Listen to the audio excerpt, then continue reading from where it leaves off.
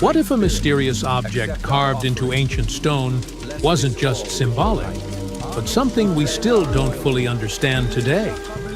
Across multiple ancient civilizations, separated by thousands of kilometers and thousands of years, archaeologists keep finding the same strange object.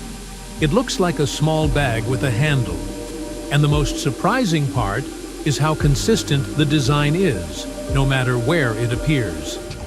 The most well-known examples come from ancient Mesopotamia, especially from the Sumerian and later Assyrian civilizations, dating back over 3,000 years.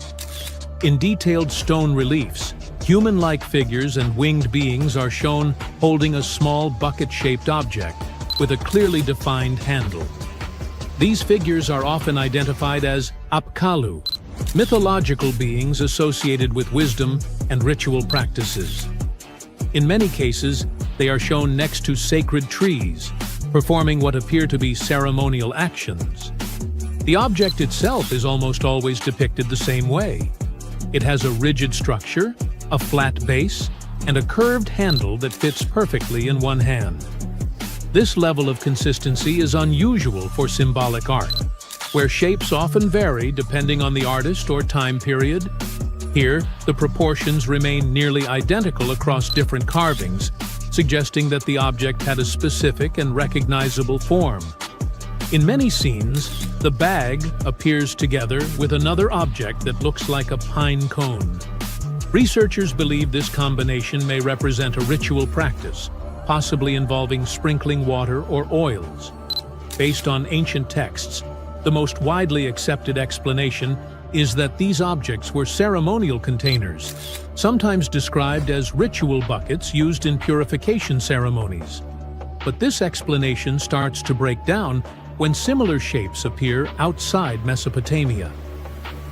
At Göbekli Tepe, one of the oldest known archaeological sites in the world, dating back over 11,000 years, carvings include symbols that closely resemble the same bag-like form.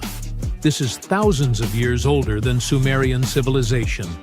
Even more surprising, similar shapes have been identified in Mesoamerican cultures, including early Olmec carvings. These civilizations developed independently, with no confirmed contact between them. Yet the object looks strikingly similar. That raises a difficult question. Why would completely separate cultures depict nearly identical objects? One explanation is symbolic convergence, where different civilizations independently create similar symbols to represent the same idea. A container holding something important or sacred is a concept that could emerge in multiple places. But the precision of the design makes this harder to fully accept. The object does not just look symbolic, it looks functional. The handle is proportioned in a way that suggests it was meant to be carried. The base appears stable, as if it could be placed on a surface. The overall design resembles a real object more than an abstract symbol. This has led some researchers to question whether we are missing part of the picture. More speculative theories suggest the object could represent lost technology or tools that no longer exist. Others believe it may symbolize knowledge, power, or some kind of transfer between humans and the divine. However, there is no physical evidence to support these ideas. No actual object matching this exact design has ever been recovered. And that detail is important. If these were common tools, we would expect to find at least one surviving example. The fact that we only see them in carvings suggests they may have been ceremonial, rare, or even symbolic representations of something that was never meant to be preserved physically. Another key detail is who is holding them. In almost every example, the object is carried by important or mythological figures, not ordinary people. This suggests it had a specific meaning or role, possibly tied to status, ritual authority, or religious practice. Today, the most accepted explanation remains that these were ritual objects used in ceremonies. But that does not fully explain their consistent design or their appearance across different cultures and time periods. The Sumerian bag remains one of those rare cases in archaeology where the object is clearly visible, widely documented, and still not fully understood. It is not hidden or obscure. It appears in some of the most studied sites in the world. And yet, there is still no single explanation that accounts for all the evidence. Sometimes the mystery is not in what we cannot see, but in what we see too often without fully understanding it. Now, have you ever seen cricket balls that are 3 billion years old? Klerksdorp spheres were found in deposits of the mineral pyrophyllite in South Africa and rock the science world. They do look like tiny ancient cricket balls with seams-like lines around the middle. Back in the 1980s, some folks claimed these spheres had been made by an advanced pre-flood civilization we know nothing about. One museum curator shared stories about how they rotated on their own in a display case. There was also a TV show that invited a psychic who declared the spheres were pieces of an ancient spaceship. But according to geologists, these spheres are actually pretty common concretions or spherical objects formed by different minerals than the surrounding rock. The seam-like lines are just imprints from the host rock's layers building up over time. The Klerksdorp spheres come in different shapes, from noticeably flattened spheres to distinct disks. As for that episode when one of these spheres spun on its own, the curator of the Klerksdorp Museum cleared that up too. He said that when he put one sphere on its glass shelf when a journalist came to visit, the sphere naturally rotated a bit because it's round. The area where the museum is located often experiences earth tremors from gold mining activities nearby. The oldest known human-like footprints could be 6 million years old. They were found on the Greek island of Crete in 2002. If the number is correct, it would mean that early human ancestors may have migrated between Europe and Africa much earlier than we previously thought. This doesn't mean Africa is not the cradle of humankind, though. It could just prove that early human ancestors moved back and forth between continents. Some researchers believe the footprints were left by a bipedal creature possibly related to an early human ancestor nicknamed El Greco. According to scientists who studied them, the footprints have a very human-like shape, with 5 toes and a parallel big toe. Some scientists are skeptical about it and suggest the prints might be from a late European ape. The new study analyzed fossilized marine microorganisms found in the sedimentary rocks to determine the footprint's age and prove it's actually 6 million years. The next amazing find that keeps scientists entertained is the Dorchester plot. It's a beautifully crafted metal vessel with some fancy geometric designs embossed in shiny silver. The pot was discovered in, who could have thought, Dorchester in 1852 under quite unusual circumstances. During a powerful blast, the pot broke into 2 pieces. Scientists believe it was originally embedded within a rock or boulder known as pudding stone. The rock from which the Dorchester pot emerged is dated to be around 500 million years old, so it could mean the pot itself is also that old. The current and less exciting theory suggests that the Dorchester pot is a Victorian-era candlestick holder. Such things were really trending back then, so it's not a surprise to find such fancy household item from that time. The Dorchester pot falls into the category of ooparts, or out-of-place artifacts. Those are objects that seem too advanced for the time period they're supposedly from. If we accept that the pot is 500 million years old, then whoever made it was way ahead of their times in terms of crafts and tech. One extra mystery is that the pot has an engraving of a plant that most likely disappeared from Earth over 100,000 years ago. Sounds like good proof the pot is really extra old. Now, it looks like the oldest map in Europe is a stone from 4,000 years ago. This Bronze Age slab was found in France in the year 1900 at an ancient burial ground. The carvings on the slab show in 3 dimensions the River Odey network with a fantastic accuracy of around 80% over an 18-mile stretch. There are other stone-carved maps around the world, but this one is unique because it shows a specific area to scale. Looks like the slab's carvings don't just map rivers and hills, but also settlements, barrow sites, and field systems. Archaeologists say the slab wasn't used for navigation, but rather to symbolize power. The detailed markings on the slab might have served to illustrate the domain of a local ruler, possibly a prince or king, to show their control over the territory. When the ruler lost power, the slab was likely repurposed as part of a burial vault. The unique artifact was stored in the cellar of a museum. For decades, no one even noticed until several scholars read older reports about the slab and decided to check it out. They conducted a detailed analysis using 3D techniques. Their research proved that the creators of the slab had not only etched lines into the rock, but also modified its surface to reflect the topography of the landscape with high accuracy. The Salzburg Cube, also known as the Wolf's Egg Iron, was discovered in the late 19th century in Austria. Now, don't let the name mislead you. It doesn't look like a cube at all. It's more like a rounded object with two flat sides. Down the middle, there's a groove, and the surface is covered with pits and craters. This unique appearance is the reason why many people think it might be something out of this world. Workers accidentally found this artifact when they blew apart a piece of coal. The coal seam it came from is thought to be over 60 million years old.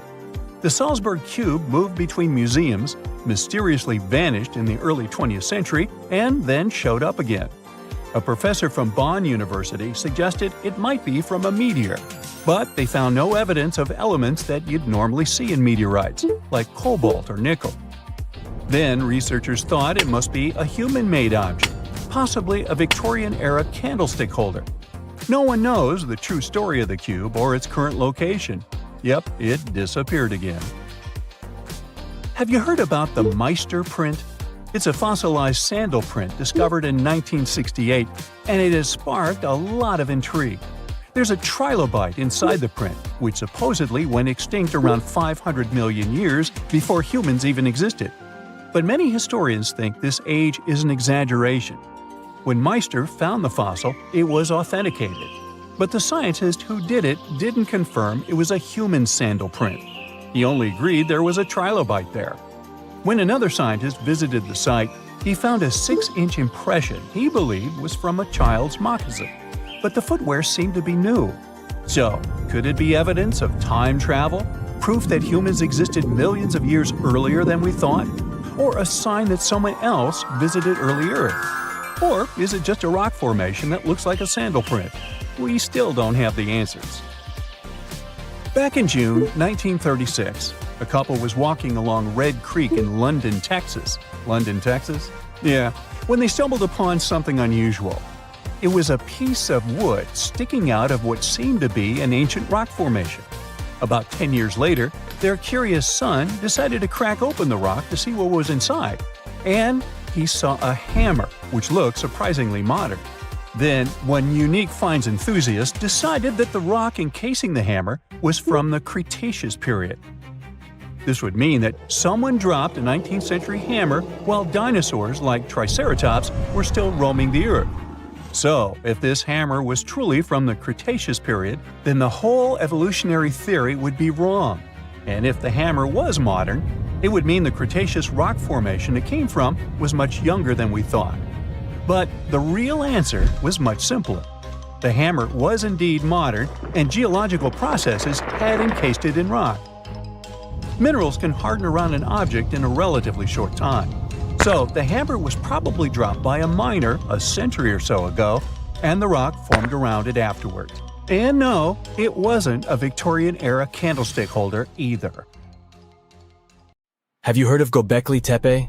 It's an ancient site in Turkey that literally made historians rewrite history books. Over 11,000 years ago, a group of prehistoric humans crafted an enigmatic masterpiece that's even older than Stonehenge.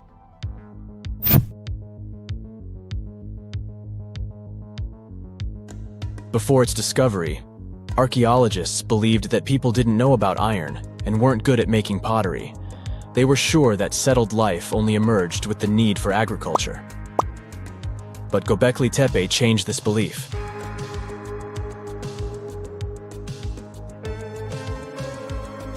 The place has revealed that it was the temple that paved the way for a settled life, not agriculture. Until this discovery, researchers believed that farming was the catalyst for sedentary living. Meet Professor Schmidt, the guy whose findings changed this theory. he managed to prove that hunter-gatherer communities laid the very foundations of this way of life.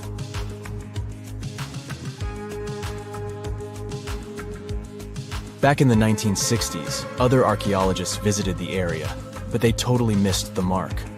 While surveying the region, they stumbled upon a hill with scattered limestone slabs and concluded it was just an old burial ground from medieval times. Little did they know that there was so much more to uncover.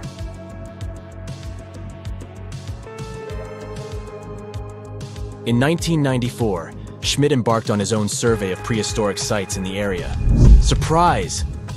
He instantly realized he had discovered something truly extraordinary.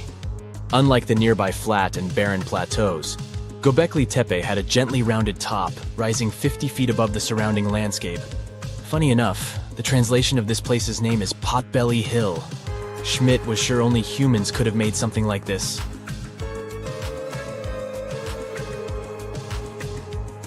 Those broken limestone pieces that were mistaken for gravestones turned out to be way more exciting.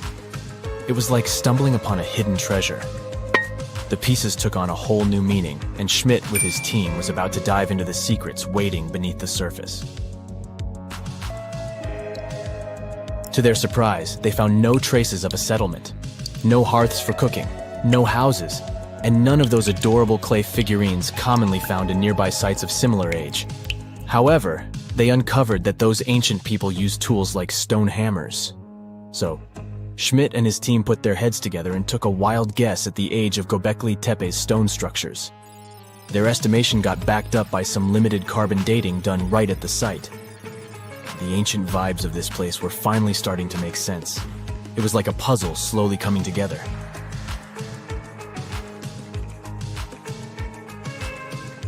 You may think that back then, people didn't have special tools to create something as cool as Göbekli Tepe. Not true. Turns out, these prehistoric folks used flint tools instead of fancy metal chisels. They were also skilled at chipping away softer limestone and crafting pillars right on the spot. Afterward, they carried the pillars a short distance to the summit and placed them upright. Once the stone rings were complete, they covered them with layers of dirt. Over time, they added new rings, and voila! You've got a cool hill to impress people in the future.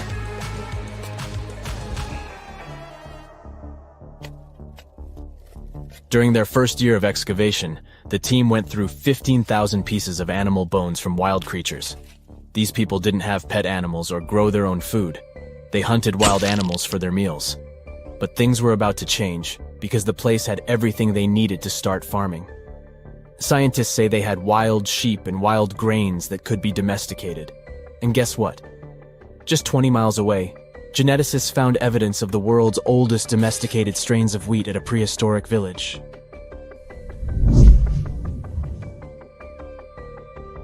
These amazing findings have completely changed how we view civilization. In the past, experts believed that people needed to learn how to farm and settle in one place before they could build temples and develop complex societies. But guess what? Schmidt's research flips that idea on its head. He claims that the incredible effort put into constructing these astonishing structures actually set the stage for the development of advanced societies.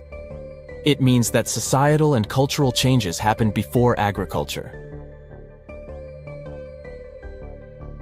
Schmidt has this fascinating hypothesis about Göbekli Tepe. He thinks it could have been a special burial site where people left their loved ones. And here's the twist. The burial site was adorned with fancy statues and symbols representing deities from the spiritual realm.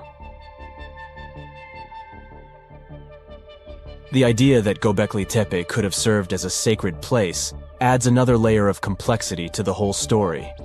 While the site's true purpose may remain elusive, Schmidt's insights invite us to consider the profound interplay between life and the afterlife, and the deep reverence ancient hunter-gatherer societies may have had for their departed ancestors. Now let's talk about the stars of the show, the mesmerizing T-shaped columns that dominate Göbekli Tepe. These mysterious structures range from 10 to 20 feet tall and most likely represent stylized human figures. But one figure stands out from the rest, the three-dimensional lion relief. This depiction really fires up our imagination. Why? Because it hints at the possibility that lions roamed Anatolia during the Neolithic period.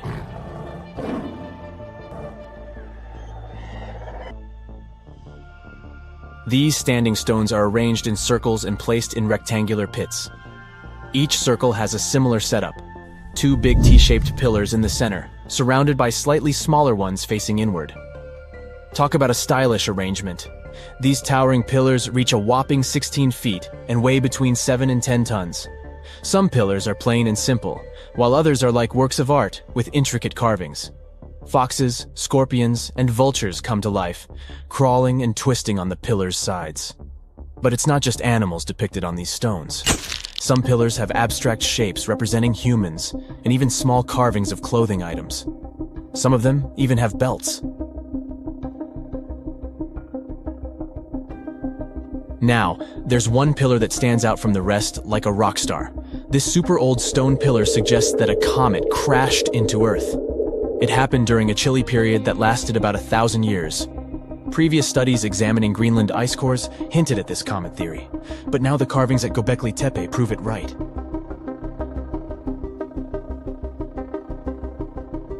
The carvings on the pillars are like a historical comic strip. They even show a headless human figure. Researchers fed the images into a computer and discovered their connections to constellations, indicating that this temple might have been an ancient observatory. It's like our ancestors were trying to document this cataclysmic event in their own unique way. Archaeologists have been excavating and researching Göbekli Tepe since the mid-1990s, peeling back layers of history and providing us with a deeper understanding of the intricate relationship between various elements. They have no plans to stop the whole process for another 150 years. Who knows what else they'll find? You see, Göbekli Tepe has been labeled purely as a ritual site with no signs of domestic activities. We were led to believe that the absence of water meant it couldn't support semi-sedentary communities. But scientists believe it's time to shake things up and approach Göbekli Tepe with fresh eyes. It's time to question what we believed before and use new evidence and different ways of thinking. Like, there might have been a group of people living in the area who didn't stay in one place all the time. They moved around a bit but still had their own civilization, living in the area semi-sedentarily. Göbekli Tepe is not just home to a single temple, but an astounding collection of over 20 ancient structures. As archaeologists delve into the depths of this wonder, they are unraveling its unique layout, featuring two prominent focal points at the heart of each establishment, complemented by smaller structures and dividing walls. What's even crazier is that in this area, there are over 200 obelisks, which are narrow tapering monuments. Now, history isn't just carved in stone, but these drawings on 11,000-year-old rocks might be warning us about a freaky future. Both the Mayans and the people at Göbekli Tepe made big predictions about humanity's future.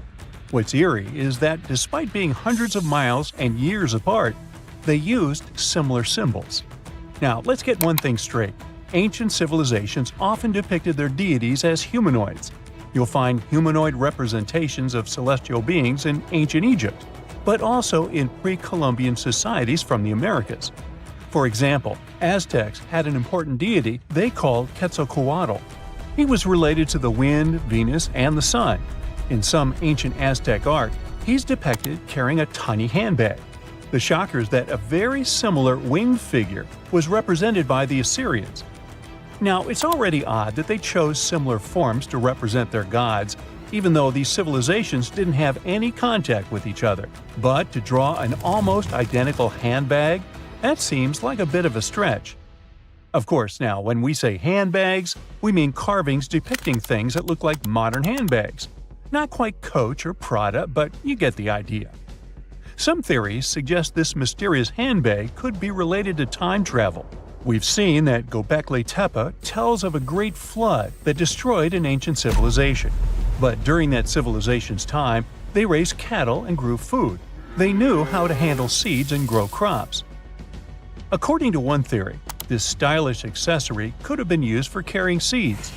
Since Göbekli Tepe is believed to be near where Noah's Ark might have been found, the people of the area could have gathered seeds to plant in the New World after the Great Flood. Strange? Definitely. But so is everything we've been talking about, so let's roll with it. Another theory on the meaning of the handbag has a much more straightforward approach. In multiple ancient cultures, the circle was used to represent spirituality and non-materiality, but the square was often associated with concepts of the earth and materiality. So, what we modern humans understand as a handbag might be an image that symbolizes the reunification of the earth and sky, of the material and non-material elements of existence. Not a bad theory, I would say. But then, who am I? Some researchers, like Graham Hancock, are not convinced with these previous explanations. For him, Göbekli Tepe is all about little gray people and their contacts with ancient earthling civilizations. You see, right in the middle of this ancient site, there's a special pillar called Pillar 43, or Enclosure D. At first glance, it looks like an astronomical calendar. You see the scorpion? That's the Scorpion constellation. And that ball in the center? It's all about the sun's alignment. We know ancient societies like the Maya or Incas were stellar astronomers. So what's the big deal here? Turns out the folks at Göbekli Tepe were talking about a massive natural disaster that wiped out all forms of life before their time. When astronomers recreated the angles and positions from Pillar 43, it showed an astrological setup from over 13,000 years ago. The stone also depicted a tragic event, a mix of a flood and a meteor shower. The headless man? That's humanity's tragic end. And the snake from the ground? Giant waves washing over the earth. And it's not just one stone telling the tale. Pillar 56 shows more of the Younger Dryas event, or as it's called, the terror from the sky. You see animals fleeing and waves crashing as the meteor shower hits. But wait, while Pillar 43 gives us the exact date of the last disaster, Pillar 18 in Enclosure D gives us the date of the next possible wipeout. The art depicted in this pillar zooms in on the constellation of Aquarius. Now, you might have seen the movie The Age of Aquarius or heard some woo-woo theories about how we're entering this phase right now. You see what I'm driving at? Göbekli Tepe might be giving us the date of the next disaster so that we have time to prep for it. These images could be a survival guide for humanity. Or not. Now, this would be bananas if it weren't for one piece of evidence. Let's check the facts. The Enki comet, discovered in 1786, used to be part of a megacomet, 100 miles wide, made of ice, metal, and rock. It broke up and formed a debris field. Now, instead of one huge comet, we've got millions of smaller ones. When the Earth passed through that debris, the folks at Göbekli Tepe saw a firestorm of comets, all coming from the Aquarius constellation, just like on Pillar 43. Now, here's the supposed scary part. We pass through that same debris field every year. If you're watching this in September, October, or November, we're flying through it right now. It could happen that these debris fall onto the surface of the Earth all over again, repeating history. But so far, that's just a theory. The mind-boggling question is, how did the people at Göbekli Tepe know about an event that happened before they were all born? In 2019, excavations kicked off at Karahan Tepe, about 40 miles from Göbekli Tepe. But research suggests it might have been settled even earlier. Göbekli Tepe seems to have been a place of worship or an observatory, but Karahan Tepe shows signs of a structured society. Excavations at Karahan Tepe reveal artifacts like intricate carvings, tools, and even possible remnants of buildings. This suggests that these people were not just hunters and gatherers, but had a structured society with spiritual or ceremonial practices. In 2020, researchers started unearthing several other settlements in the area, indicating that Göbekli Tepe was part of a huge metropolis. The whole site is known collectively as Tas Tepler. The thing is, the math around all this has scientists baffled. Around that time, Earth was just leaving its last ice age, and scientists used to think Stone Age civilizations were primitive. But evidence keeps showing up, proving that wasn't the case. For Göbekli Tepe to have existed with that level of tech 12,000 years ago, there must have been an even earlier civilization. That kind of tech doesn't just pop up out of nowhere. And hey, we've got plenty of other proof of advanced societies. Take the Mayans, for example. Recent discoveries have shown they were even more advanced than we previously thought. They built massive cities with roads up to 130 feet wide, painted white to guide travelers at night, a feat you'd expect in places like Portugal or England. These roads, sometimes elevated over swampy ground, formed a network of over 964 settlements, like a giant spider web. A bunch of scientists turned their eyes on this theory, but it could be the connecting point of everything we've been speculating about in this video. After all, the people from the sky could have come down and told the people from Göbekli Tepe about the destruction of a more ancient civilization than theirs. Or not. Remember, don't give up your critical thinking just because you see something on the internet. Anyway, Göbekli Tepe raises suspicions just as Stonehenge and the Great Pyramids of Egypt. When we mix little green aliens into the equation, it explains one way that surreal engineering feats were possible in these sites. But it also underestimates our human ancestors and their thinking abilities. One of the main characteristics of Göbekli Tepe's architecture are the T-shaped pillars. The heaviest of them weigh 20 tons and are around 20 feet.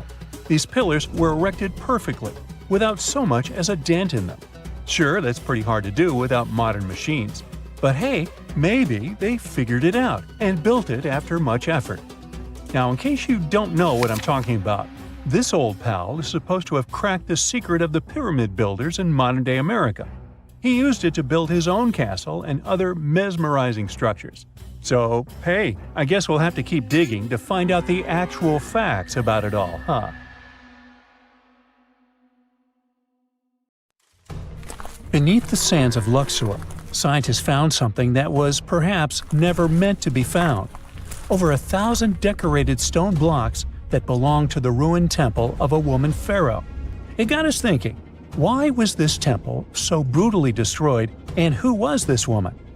Her name is Hatshepsut, and she is now considered one of Egypt's greatest pharaohs, but for a long time, history almost forgot her.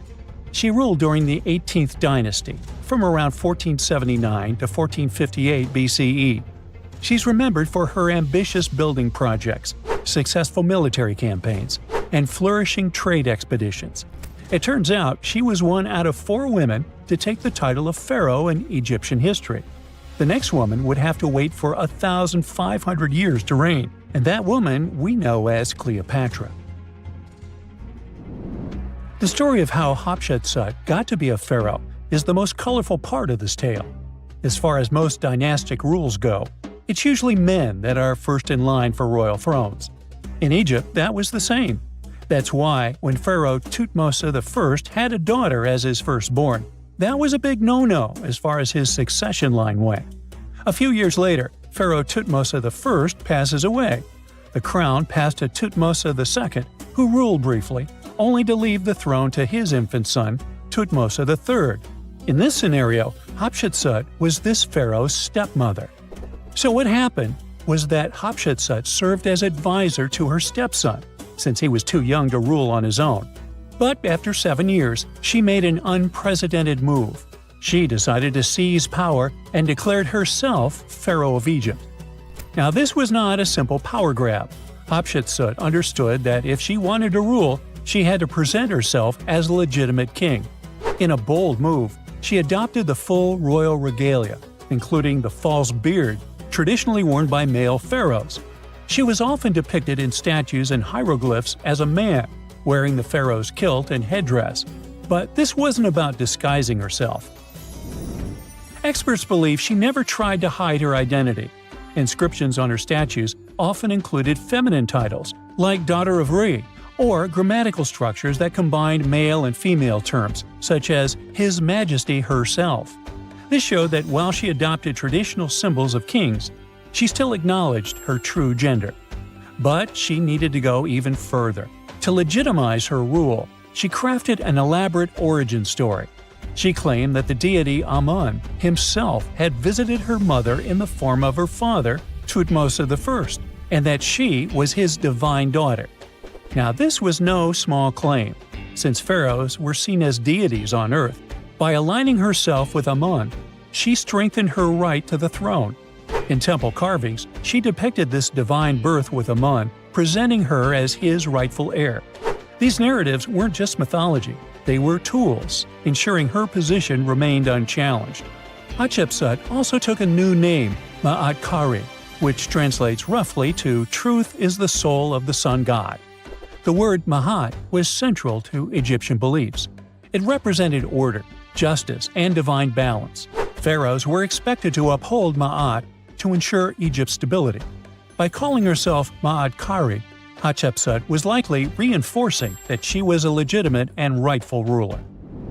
Her reign was truly great. She led Egypt into an era of peace and prosperity, launching massive building projects and restoring temples across the kingdom.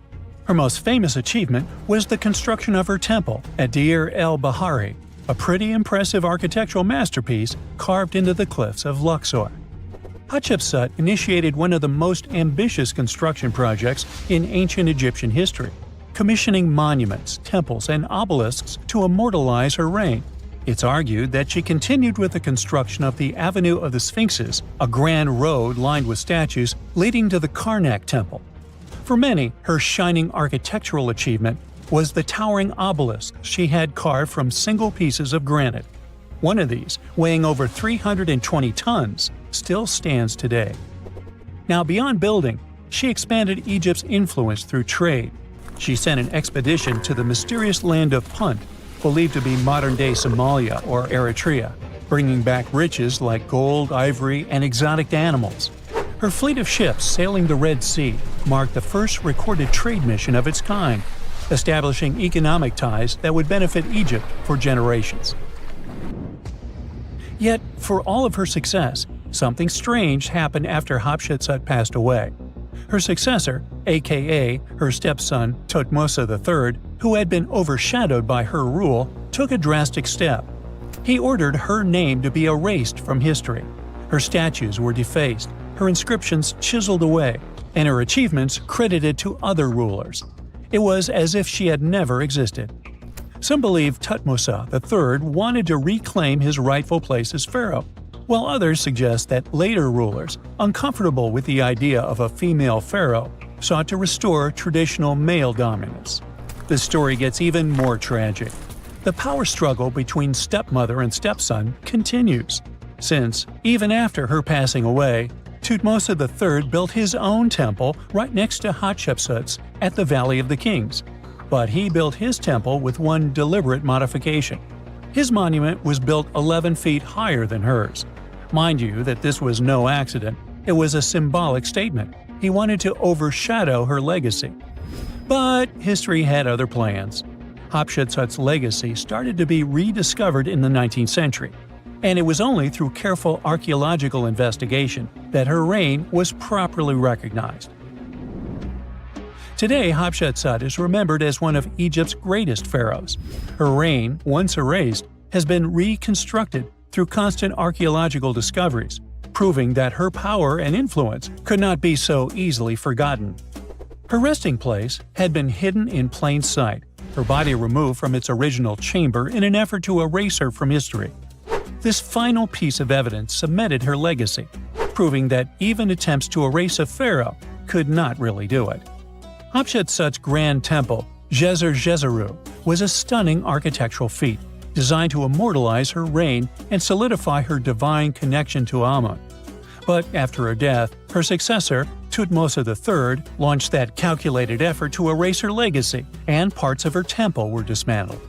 Historians still debate why. Was it a dynastic power move, an attempt to restore traditional male rule, or a bid to strengthen Thutmose III's claim to the throne?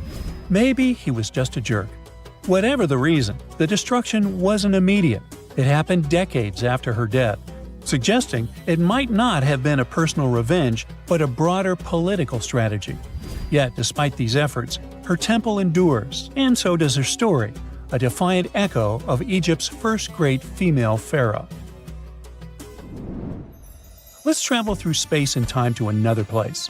Dashur, Egypt, is known to be home to several resting places of people from ancient Egypt. In the year 2017, scientists uncovered a long-lost pyramid. They quickly called the Ministry of Tourism and Antiquities because they suspected it was going to be a big deal. Unlike most pyramids that were found in the area, this one was completely sealed. Lifting the capstone was a delicate process. When they finally managed to open the pyramid, they expected to find an undisturbed chamber. Instead, it was chaos. The place had been looted, and the personal items of the person that had passed away were scattered all over.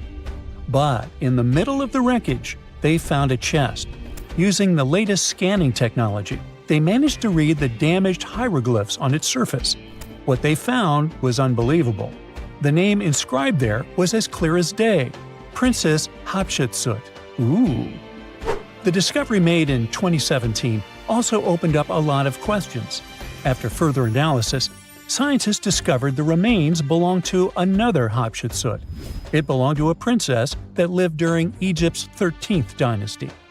The fact that a resting place had been looted before it was sealed made scientists wonder, were these ancient people trying to hide something about this public figure?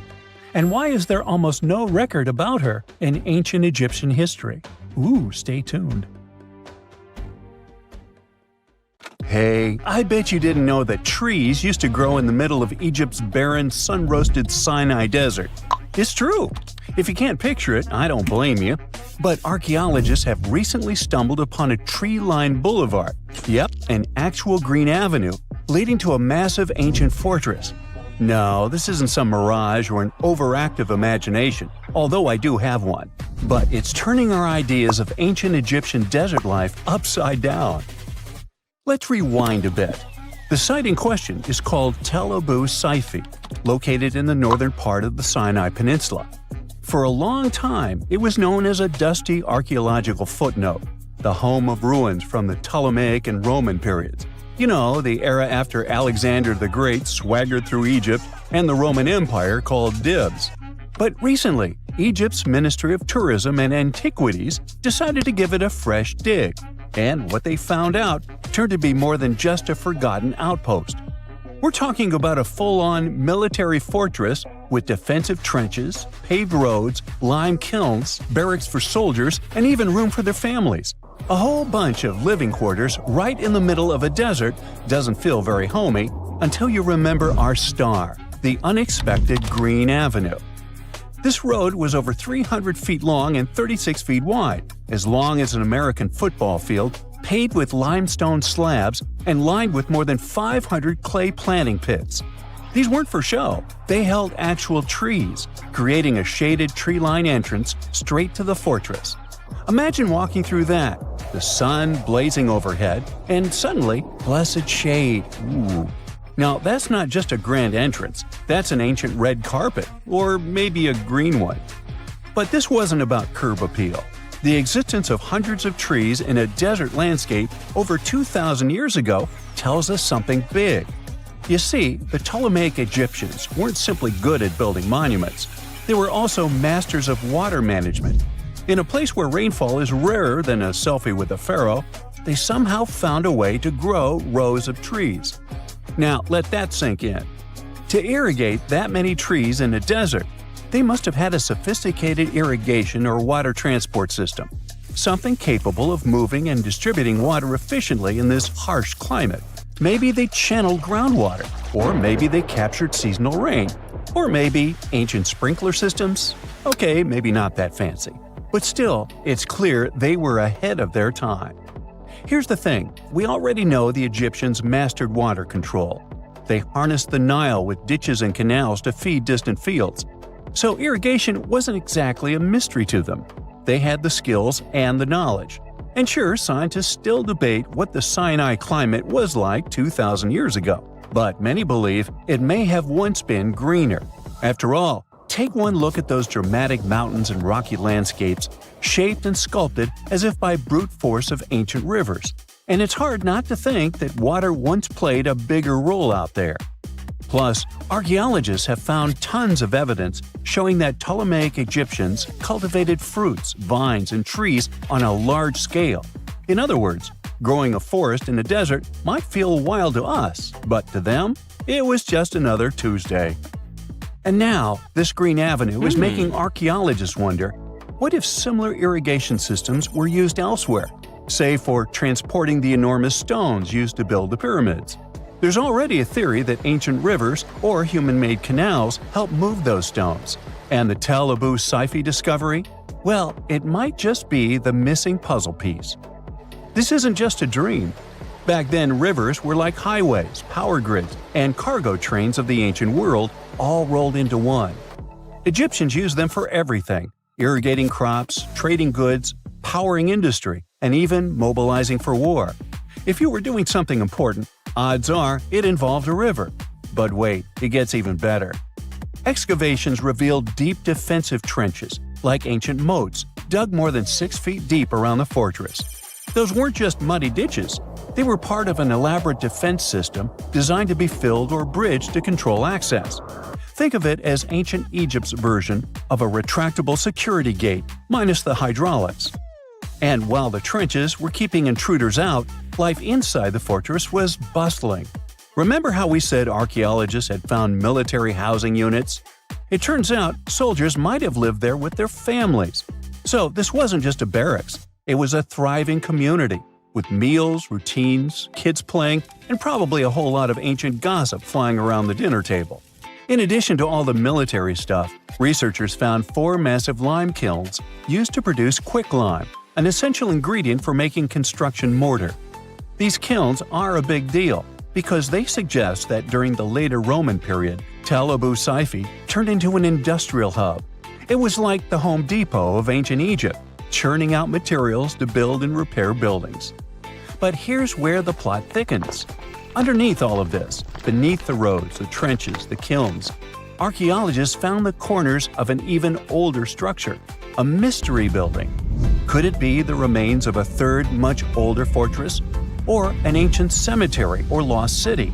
Nobody knows yet, but one thing's clear: this story isn't over. Honestly, this might be the coolest archaeological cliffhanger of the decade. So, what does this all mean? Well, for starters, it challenges everything we assumed about desert life in ancient Egypt. For the longest time, deserts were thought of as natural barriers, dry, deadly, and empty. But this find suggests that the desert might have once been green and full of life, not because the climate was dramatically different, but because the Egyptians were incredibly good at bending the environment to their will. They didn't just survive in the desert, they transformed it. It also adds fuel to the fire in the age-old debate about ancient Egyptian tech. If they could build a fortress with tree-lined roads, moats, irrigation, and industry in the middle of the Sinai, is it really such a stretch to imagine they could engineer water channels to move pyramid stones? Forget the Ancient Aliens TV show. Sure, it's entertaining, I'll give you that, but it makes us forget something crucial. Those people were brilliant. A lot of what we call modern technology is recycled ancient ingenuity. And who knows how much knowledge we've lost over time. Meanwhile, the dig continues. Scientists are now mapping the entire Tel Abu Saifi site, trying to piece together how all the structures connect. Some want to analyze soil samples to find traces of old tree roots and maybe even figure out what kinds of trees once grew there. Imagine if they were date palms. We might be looking at the world's oldest snack lane. You already know that the implications of these discoveries don't stop with history books, right? This kind of discovery has modern relevance too. Our world is going through a lot of change, with crazy weather and huge heat waves. So maybe we should be asking, what can we learn from ancient civilizations that once made the desert bloom? If nothing else, Tel Abu Saifi reminds us that the ancient Egyptians were more than just pharaohs, pyramids, and mummies. They were visionary planners, eco-architects, and straight-up problem solvers. They didn't wait for nature to hand them what they needed. They engineered it. And thanks to discoveries like this, we're getting a clearer picture of just how advanced and, frankly, how cool ancient Egyptian civilization really was. So next time someone tells you deserts are just empty wastelands, you can hit them with this fun fact. Over 2,000 years ago, in the heart of the Sinai Desert, there was a fortress with a tree-lined avenue, moats, military housing, an industrial center, and even a secret underground structure. Take that, sand dunes! Who knows what else is still buried out there, waiting to rewrite history? Dinosaurs. Big ancient bugs, creepy spiders, and scary insects are all cute animals compared to the monsters that lived on Earth about 500 million years ago.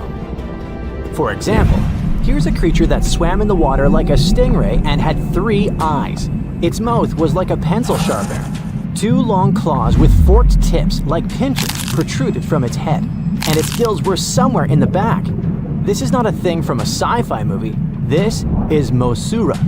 Its remains are preserved in excellent condition. Let's look at it more closely and study other similar monsters. The Cambrian Explosion. Remember this name. This period is also called the biological Big Bang, the time when a huge number of different living creatures began to appear in the ocean, large, small, and tiny. The ancestors of almost all modern animal groups were most likely born during the Cambrian Explosion, which lasted from 541 to 485 million years ago. It was a time when the first truly effective and terrifying predators appeared on Earth. One of them was Mosura. It's only the size of an index finger, but you would never want to meet such a creature while swimming in the sea. It's scary to imagine what it could do with its pencil sharpener-shaped mouth. And you probably wouldn't be able to hide from it because, come on, it had 2 eyes on the sides and 1 big eye on its forehead. Mosura belonged to a group of arthropods. Scientists called it a sea moth since it reminded them of a moth. This thing used a flap-like apparatus similar to wings to float in the water like a stingray. This monster was quite creepy, but its appearance may seem familiar because it's a distant relative of modern spiders, crabs, centipedes, and moths. Scientists found several 506 million-year-old Mosura fossils, but unlike many other similar finds, these ones have been preserved in excellent condition. The found fossils showed sharp claws, a toothy jaw, and large gills in the tail section. Some parts of the fossil were so clear that they revealed the details of the creature's internal anatomy, including parts of its nervous and circulatory systems and digestive tract. It had jointed limbs like those of modern insects and crustaceans. When this monster swam in the sea, it probably grabbed its prey with long spiked claws sticking out of its head. Many Mosura relatives have claws covered with multiple spikes, which help them grab food. But that ancient creature had smooth claws forked at the tips. That is, it grabbed the prey with those tongs, using them like chopsticks, and then brought it to its mouth. Of course, this is an assumption, and nobody saw how this creature actually did it. Unlike many other similar animals, Mosura's posterior segmented body was studded with gills. Scientists don't know why this was necessary, but they assume that such an unusual breathing system helped to adapt to an environment with low oxygen content. Perhaps Mosura led a very active reproductive lifestyle that required high oxygen consumption. Creepy, dangerous, and reproducing fast. An excellent set of qualities for one of the most dangerous predators of antiquity. But what did Mosura eat? It probably caught different types of worms and small arthropods. It's nice to think that this monster lived so long ago and was so small. But what if this creature was the size of a shark and was swimming in the ocean these days? Perhaps it would become a dominant dweller, and people would swim much less along the coast. Mosura lived in the water but was discovered in the Burgess Shale Rock Formation in the Canadian Rockies. Many mountains on Earth were once the seabed inhabited by strange creatures. One of them was Opabinia. It had 5 eyes, a mouth facing backward, a long trunk and claws instead of a nose. Wait, what? It's too strange even for science fiction, even for outer space. In its eccentricity, Opabinia was perhaps the loneliest creature on Earth. Scientists couldn't find another species that would be similar to this individual until recently. Meet Utaurora. It seems to belong to the same species as Opabinia. Its inch-long body was divided into 14 to 15 furrows. Each of them ended in a pointed flap. Opabinia had the same body, but it's unlikely that both monsters were friends. The difference between their timelines was several million years. It's hard to imagine why these monsters needed such strange body structures. Why haven't modern filmmakers used the design of those animals to create cool space monsters yet? Okay, they were creepy creatures, but what about weird and kinda useless ones? Scientists have discovered Su, a legless creature with no head turned inside out. Huh? This 444 million year old creature was found in South Africa, north of Cape Town. They called it Su after the discoverer's mother. In fact, it's some kind of new arthropod species that may have lived in low oxygen waters. This creature was turned inside out, and the outer shell with the legs and head was lost.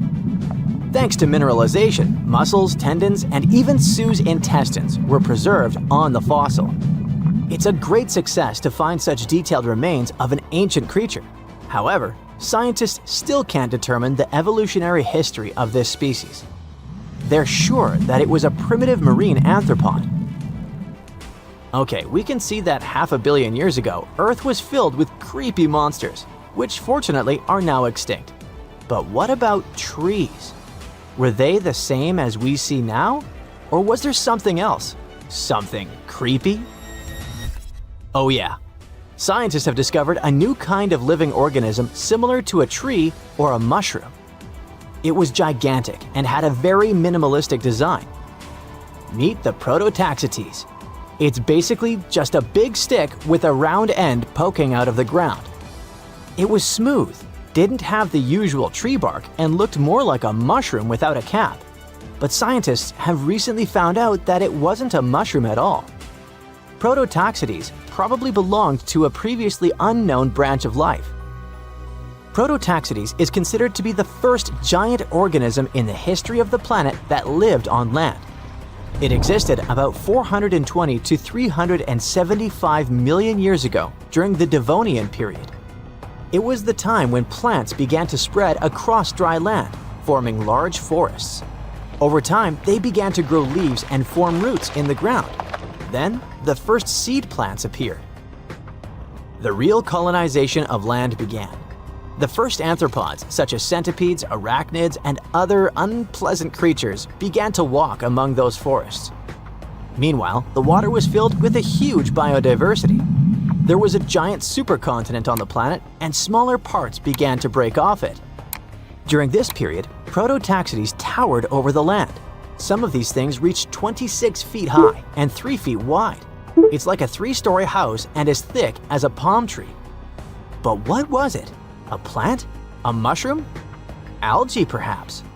Scientists discovered them in the middle of the 19th century, but only in 2007 did they conduct chemical analysis. Research showed that it was most likely a giant mushroom, but in 2025, scientists refuted this conclusion. It turns out this may have been an unknown life form that existed separately from the kingdom of fungi, animals, plants, and protists. Scientists noticed that the inner part of Prototaxites consisted of a number of tubes. There are similar tubes inside mushrooms, but the tubes of that ancient living thing branched and joined differently. They even had a different chemical composition. The main building block of mushrooms is chitin, but the Prototaxites contained chemicals similar to lignin, a substance found in the bark of trees and other plants, and its anatomy differs from the structure of any other organism known to us. What were they doing on Earth? Just chilled and enjoyed the bloom of life? Did they produce some kind of fruit, like a banana with eyes and claws? Scientists don't know. What if it was something that was brought to Earth from outer space? What if they were flowers planted by another civilization? What do you think? You're digging in Egypt's famous Saqqara necropolis, also known as the ultimate VIP graveyard for pharaohs, when suddenly you find a giant pink door hiding something no one knew existed. Behind this giant stone door, one that wasn't supposed to open, by the way, you find a lost tomb of Egyptian royalty. Alright, history lovers, it's time to buckle up because archaeologists just pulled off something straight out of an Indiana Jones movie. Let's travel all the way to Saqqara, one of Egypt's most mysterious and treasure-packed ancient sites. The star of the show? The prince you've probably never heard of, Prince Userefre, son of King Userkaf. No one important, just, the founder of Egypt's 5th dynasty. No big deal. But the way his tomb was discovered.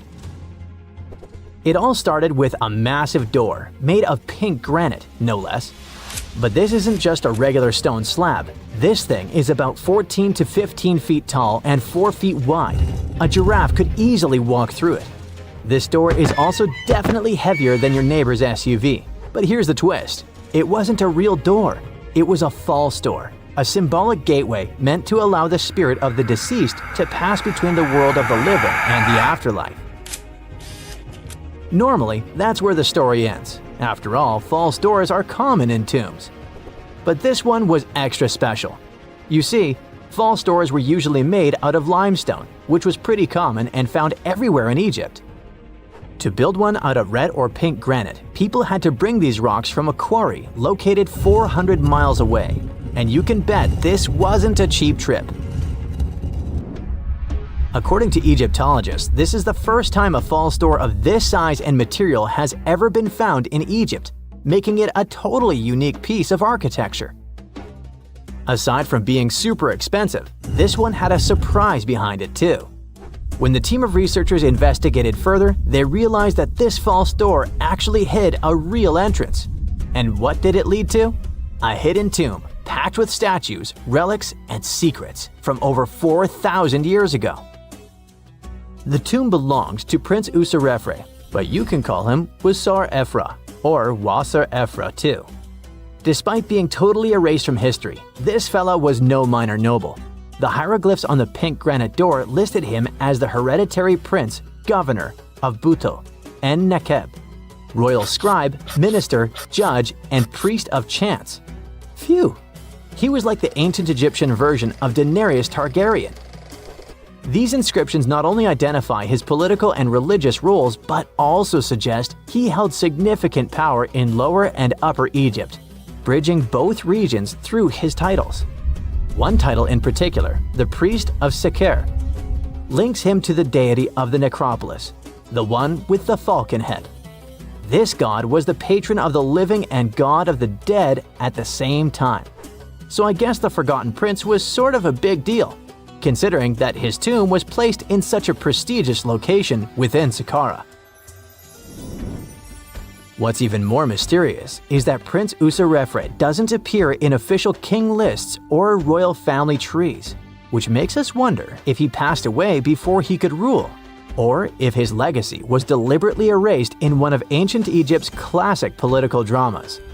Some scholars now believe his erasure might be connected with shifting religious or political power struggles during the early 5th dynasty, especially as his father Usarkaf was reshaping Egypt's religious order. And speaking of his father, King Usarkaf was a total game changer. He wasn't just the founder of the 5th dynasty, he also kicked off a religious revolution by promoting the sun god Ra over older deities. That's right, Usarkaf built the very first sun temple at Abu Sir, setting off a dynasty-wide obsession with solar worship. After Usarkaf wrapped up his short but revolutionary reign, a whole lineup of pharaohs took the stage. Sahure, Neferirkare, Nusere-Ini, basically the boy band of the 5th dynasty. And these guys were all about two things: building pyramids and making money. They weren't just stacking stones, they were expanding Egypt's influence, opening up trade routes to far-off lands and blinging out their temples like it was nobody's business. Back in the tomb, things got even cooler. There was a beautiful red granite offering table covered with inscriptions detailing ritual foods, like an eternal menu for the afterlife, because they believed the deceased could magically eat this food. Fun fact, it was the funerary priests and their families that actually ate the food. There were also pottery shards, amulets, and painted walls, but the real showstoppers were the statues. And this is exactly where things get weird, in a good way. The team found statues of King Djoser, the guy who built Egypt's first pyramid, his wife, and their 10 daughters, inside Prince Userefre's tomb. Hold up. Djoser lived a few centuries before Usarkaf, so what were his statues doing there? Turns out, scientists don't really know. These statues were built during the reign of King Djoser himself and probably belonged to that first ever built pyramid. Experts believe these statues were probably relocated during the 26th dynasty, thousands of years after Djoser, maybe to protect them from destruction, or maybe because they were still venerated. Basically, ancient Egyptians were hoarders, but classy ones. Scientists also know for a fact that some engravings and statues found there were made way later, which means that this tomb probably turned into a deposit for fancy stuff. Or maybe this was just really ancient interior decorating. Anyway, that wasn't all. There was another pink granite entrance on the eastern side of the tomb, with inscriptions linking back to King Nefertiti, another 5th dynasty pharaoh who also tried to build his own pyramid, but failed. And near this second entrance, archaeologists found something never seen before in Saqqara: a set of 13 pink granite statues, all sitting in a row on a high-backed bench, like they were waiting at the DMV of the afterlife. Some had elevated heads, probably representing the prince's wives, while others were missing their heads entirely. One black granite statue was found upside down. Maybe it had taken a tumble sometime during the tomb's long, quiet centuries underground. According to archaeologists, the positioning and head shapes suggest that these statues followed a strict social hierarchy, with the central figures likely representing higher status individuals, while the headless ones might indicate unfinished work or later vandalism. And speaking of black granite statues, another one was found standing proudly inside the tomb. Based on its design and inscriptions, it looks like it was placed there during the 26th dynasty, the same time those Djoser statues were probably moved in. This suggests the tomb didn't just sit abandoned, it was reused, adapted, and maybe even honored by later generations. And by the way, black granite was associated with Osiris, the god of the underworld, during the late period, which means that this statue's presence is a clue that the tomb was a ritual space long after the prince's death. All of this, giant granite doors, surprise statues, reused tombs, adds up to a truly thrilling find. Prince Userefre may not be a household name yet, but his tomb is now one of the most fascinating ever found in Saqqara. It tells a story not just of the Old Kingdom, but of how ancient Egyptians kept connecting to their past, even thousands of years later. So, what does it all mean? Why hide a tomb behind a fake door? Why pack it with statues from different eras? And who exactly was Prince Userefre? These are the kinds of mysteries that keep archaeologists digging and keep the rest of us fascinated. In the end, this discovery isn't just about one tomb, it's about how much is still waiting beneath the sands of Egypt. As more gets uncovered, we're reminded again and again that ancient history isn't gone. It's just sleeping behind massive pink granite doors.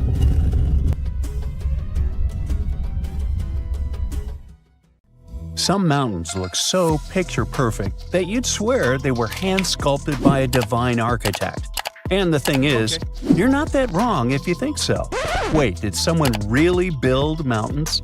Hidden deep in the Amazon rainforest, there's a bizarre cone-shaped peak that raises that exact question.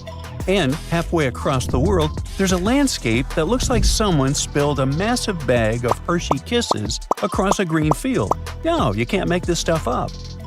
Get ready to learn what would happen if a Hershey's Kiss and the Road to El Dorado movie had a baby in real life, because we're diving into two of the most mysterious and oddly satisfying natural formations on Earth: Cerro El Cono in Peru and the Chocolate Hills in the Philippines. One might be an ancient lost pyramid, and the other turns into chocolate every year. Well, sort of. Let's start with El Cono. This strange, solitary mountain rises more than 1,300 feet above the treetops in the heart of the Amazon, right near the Peru-Brazil border. Sure, the Amazon is no stranger to mountains. There are impressive ranges, like the Amiri Mountains farther north and the Andes, not in the Amazon per se, but running along Peru's spine. But you see, El Cono is different.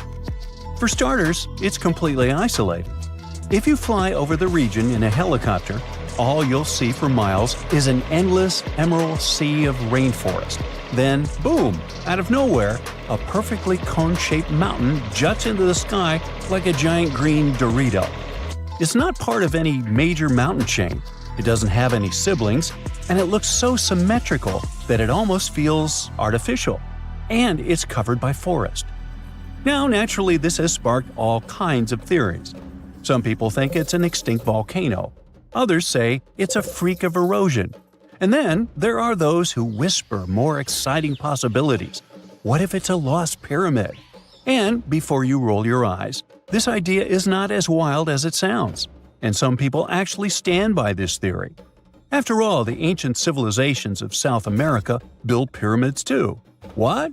Yeah, can you believe that the Egyptians didn't actually invent the concept of pyramids? No joke. The Mochichachapoya and Inca civilizations all built monumental structures. In fact, pyramids are found all over the world, from Ethiopia and Thailand to Greece, Mexico, and even Italy. So why do pyramids keep popping up throughout history? Simple. They're structurally sound. The broad base supports the weight, and the pointed top was often seen as a symbolic connection to the heavens. Okay, but what are the chances of all these people coming up with the same idea at the same time? Okay, calm down. Ancient aliens. Yeah, that's possible. But as it turns out, ancient people did talk to each other via trade, migration, and cultural exchange. Ideas like pyramids didn't need to come from a secret one-world civilization. They just came from smart, curious humans scattered across the globe, all looking up at the stars and wondering how to get closer. In fact, recent archaeological discoveries have revealed massive ancient cities deep in the jungle that were completely swallowed by nature. In Guatemala, scientists uncovered a lost Maya city with its own pyramid structures. In Mexico, an entire metropolis was found buried beneath forested hills. So yes, humanity can forget an entire city. Take another look at El Cono from the air, and you might start believing it too. Its slopes are smooth. Its symmetry is uncanny. From above, it resembles a colossal step pyramid or ziggurat, cloaked in jungle vines and secrecy. And if someone told you it was the moss-covered remnant of an ancient civilization, you might just nod and say, "Yeah, I see it." Of course, no one's proven anything yet. But the mystery is delicious. Like a myth waiting to be cracked open. At the same time, for people who live nearby, El Cono isn't just a geological curiosity, it's sacred. In Andean cosmology, mountains like El Cono are known as apus, spiritual guardians of the land. These aren't just rocks, they're living beings, protectors, deities. Think Tifiti from Moana, but South American and a little more mysterious. The indigenous tribes in the region still pay their respects to this mountain, treating it not as a tourist attraction, but as a sacred ancestor. And while everyone's busy debating whether El Cono is a mountain or a pyramid, nature's just vibing. The area surrounding El Cono is now part of Sierra del Divisor National Park, created in 2015 to protect one of the richest ecosystems in the Amazon. We're talking about rare plants, hundreds of bird species, many types of monkeys, and endangered animals like jaguars, giant armadillos, and even tapirs, the jungle's adorable pig-elephant hybrid. And yes, there are caves, springs, and even undiscovered ruins hidden deep in the forest around El Cono. So, what is El Cono really? Some geologists think it's likely a volcanic cone based on its shape. That's the official word from UNESCO anyway. Others argue it's a rare example of erosional geomorphology, a fancy way of saying wind, water, and time teamed up to carve a perfect mountain out of the landscape. Like geological origami, shaped by millions of years of natural forces. But the truth is, we don't know. Not for sure. Not yet. Until someone launches a respectful science-based expedition with drones, ground-penetrating radar, and a green light from the local communities, El Cono will keep its secrets. And maybe that's the best part. Sometimes it's mysteries that make the world feel truly magical. Now, let's jump onto a metaphorical plane and head to the Philippines, where the mystery continues and gets a little sweeter. Spread across more than 20 square miles, there are between 1,200 and 1,700, or even more, perfectly shaped hills that look like chocolate kisses. Like seriously. In the dry season, the grass turns brown, and suddenly, it's like someone dropped hundreds of Hershey kisses all over the landscape. Sweet, right? These are the Chocolate Hills, duh. and they're some of the Philippines' most iconic natural wonders. From afar, they look almost too symmetrical, like some alien landscaper came down with a measuring tape and a sense of humor. But how did they get here? Well, according to scientists, the Chocolate Hills are a rare type of karst formation, a term used to describe landscapes formed when slightly acidic rainwater dissolves soft rock like limestone. In this case, the hills were once coral reefs and marine limestone that were pushed above sea level by tectonic forces. Over time, the exposed rocks got eroded by wind, rain, and underwater rivers, leaving behind this stunning army of symmetrical mounds. It's a geological marvel millions of years in the making. But science isn't the only explanation in town. Local legends are more fun. One story says the hills were formed when two giants got into a rock-throwing fight, launching boulders at each other until they collapsed in exhaustion, leaving the landscape littered with mounds, just like that one scene from the Hobbit movie. Another tale speaks of a heartbroken giant whose tears turned into earth, forming the hills as a tribute to his lost love. Oh. Today, the Chocolate Hills are a National Geological Monument and a major tourist attraction in the Philippines. They're also being considered for UNESCO World Heritage status, because, really, where else can you find such a naturally satisfying mix of geology and dessert? If you ever want to visit, it's pretty easy. Fly into Boho Palango International Airport or take a ferry from Cebu, and then head to the towns of Carmen, Batuan, or Sambanga. There are designated viewing decks, eco-parks, and even ATV tours that will let you explore the hills up close. So, whether you're chasing lost pyramids in the jungle or climbing a mountain that turns into chocolate in the summer, the planet still has places that surprise and delight. And that's the real treasure. Sometimes, nature's weirdest, most beautiful shapes aren't hiding aliens or ancient tech. They're just proof that Earth has a wild imagination. In the late 17th and early 18th centuries, Europe was infested by vampires. The situation got so wild that authorities stepped in, and even military officers investigated these creepy cases. And their conclusion was clear. Yep, vampires are definitely real. Now, we're talking about a long time before Dracula showed up in books and movies. Back then, people genuinely believed those who had passed could rise and drain the living of their blood. Tragically, their victims would not survive the encounter. But vampires didn't stay at rest. Instead, they continued walking, interacting among the living and infesting villages. These beliefs spread rapidly, causing panic across regions. It all kicked off in Eastern Europe, specifically Serbia. Villagers started panicking after mysterious passings occurred one after another. Take the story of Petar Blagojevic, a Serbian peasant who passed in 1725. Shortly after his burial, villagers claimed that Petar returned, knocking on doors and asking for shoes or food. Sounds harmless, right? Well, not really. Within days, those villagers began mysteriously passing away too. 9 people perished in total. Everyone freaked out, insisting Petar was responsible, as if he managed somehow to come back from the grave at night to feast on the living. Eventually, authorities dug up Petar's body to see what was going on. They wanted to check if there were any signs that he was still alive. So they looked closely at his hair, beard, and nails to see if they had grown. And they actually had. In fact, there was no sign of decomposition at all. His body looked fresh. Then they found something even weirder. There was some blood around his mouth. And that was enough for people to say, see, he's definitely a vampire. Then came Arnold Paoli, arguably the most infamous vampire of them all. He was a soldier who lost his life after falling off a hay wagon and breaking his neck. But there was something strange about it. Before that tragic event, Paoli claimed he had been bitten by a vampire once. Luckily, he said he cured himself by eating soil from the vampire's grave and smearing himself with its blood. Sorry, not exactly dinner table talk, eh?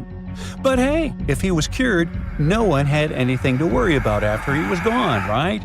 Well, not exactly. Within a month after Paoli was buried, 4 people said they were being tormented by him. And not long after that, they were gone too. 10 days after Paoli was buried, the villagers dug him up, just to be sure everything was, well, normal. And this is where things got eerie. His body hadn't decomposed. His hair, nails, and beard had all grown longer, and fresh blood was dripping from his mouth. Remind you of someone? Yep, our guy Peter. But in Paoli's case, it was more disturbing. The blood wasn't just coming from his mouth. It was pouring from his eyes, nose, and ears. His shirt, his coffin, everything was completely soaked in red. Now terrified, the villagers drove a stake through his heart and burned his body. Oh, and they also dug up the 4 people they believe he had targeted just to be safe. They went through the same process with them just to make sure none of them would return as vampires. Hey, who knows? But their vampire nightmare didn't stop there. A few years later, in the winter of 1731, a new epidemic occurred. 13 people passed within several weeks. Eventually, even local authorities stepped in, sending official investigators to calm things down. Their reports, incredibly, concluded that the vampire attacks were real, at least according to witnesses. That official validation changed everything. They kicked off a wave of vampire hysteria all across Europe. But why was everyone so quick to believe those who had passed away were coming back? One big reason was how little people understood health problems at the time. Bodies that appeared fresh or swollen after burial, blood around mouths, or even fingernails and hair seemingly growing, these natural post-mortem changes were mistaken for supernatural signs. Another thing villagers misunderstood was decomposition itself. Natural gases cause bodies to bloat, making them look as if they had recently been active. This terrifying image reinforced local beliefs that these people weren't at rest, but instead returning to cause harm. Plus, under certain circumstances, the decomposition process can be delayed for a long time. One reason this can happen is because of something called saponification. This is a natural process that happens when a body is buried in a cold and damp place, exactly like in some parts of Eastern Europe. In this kind of environment, the fat in the body can turn into a waxy soap-like substance. This wax covers the body and helps stop it from rotting. Okay, but how to explain the nails and hair growing? It's more like an optical illusion, not real growth. Now what happens is that the skin dries out and pulls back a little. When the skin shrinks like that, it makes things like stubble on the chin or fingernails look longer than they were before. But that's not the case. And what about the blood? Well, it turns out science has an explanation for that too. How long blood stays liquid after someone passes depends a lot on the surrounding temperature. In colder places, it can stay fluid for days. So if a body was dug up, there's a good chance they'd still find liquid blood in the veins. It might have looked strange, even scary, but it was just the cold doing its thing and slowing everything down. Medical researchers today believe that many so-called vampire symptoms match up with conditions like rabies. Back then, most people in these communities kept animals around, and villages were usually near forests full of wildlife. And there's still no truly effective cure for rabies. This condition can cause things like insomnia, aggression, biting, and even a fear of water, which lines up closely with the way vampires were described. So it turns out all these supposed supernatural events had logical explanations. Today, we might make fun or roll our eyes at the idea of real vampires roaming around Eastern Europe. But back then, those fears were taken very seriously. Whole communities were thrown into panic. There are plenty of documented cases where families dug up their loved ones and removed their hearts, all because they believed the person was a vampire behind the strange things happening to the rest of the family.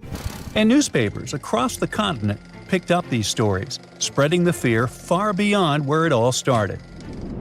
What's wild is that stories about blood-sucking creatures didn't just show up in Europe. Similar myths popped up across different continents and time periods. In the Philippines, for example, there is the Manananggal, a flying creature that splits in half.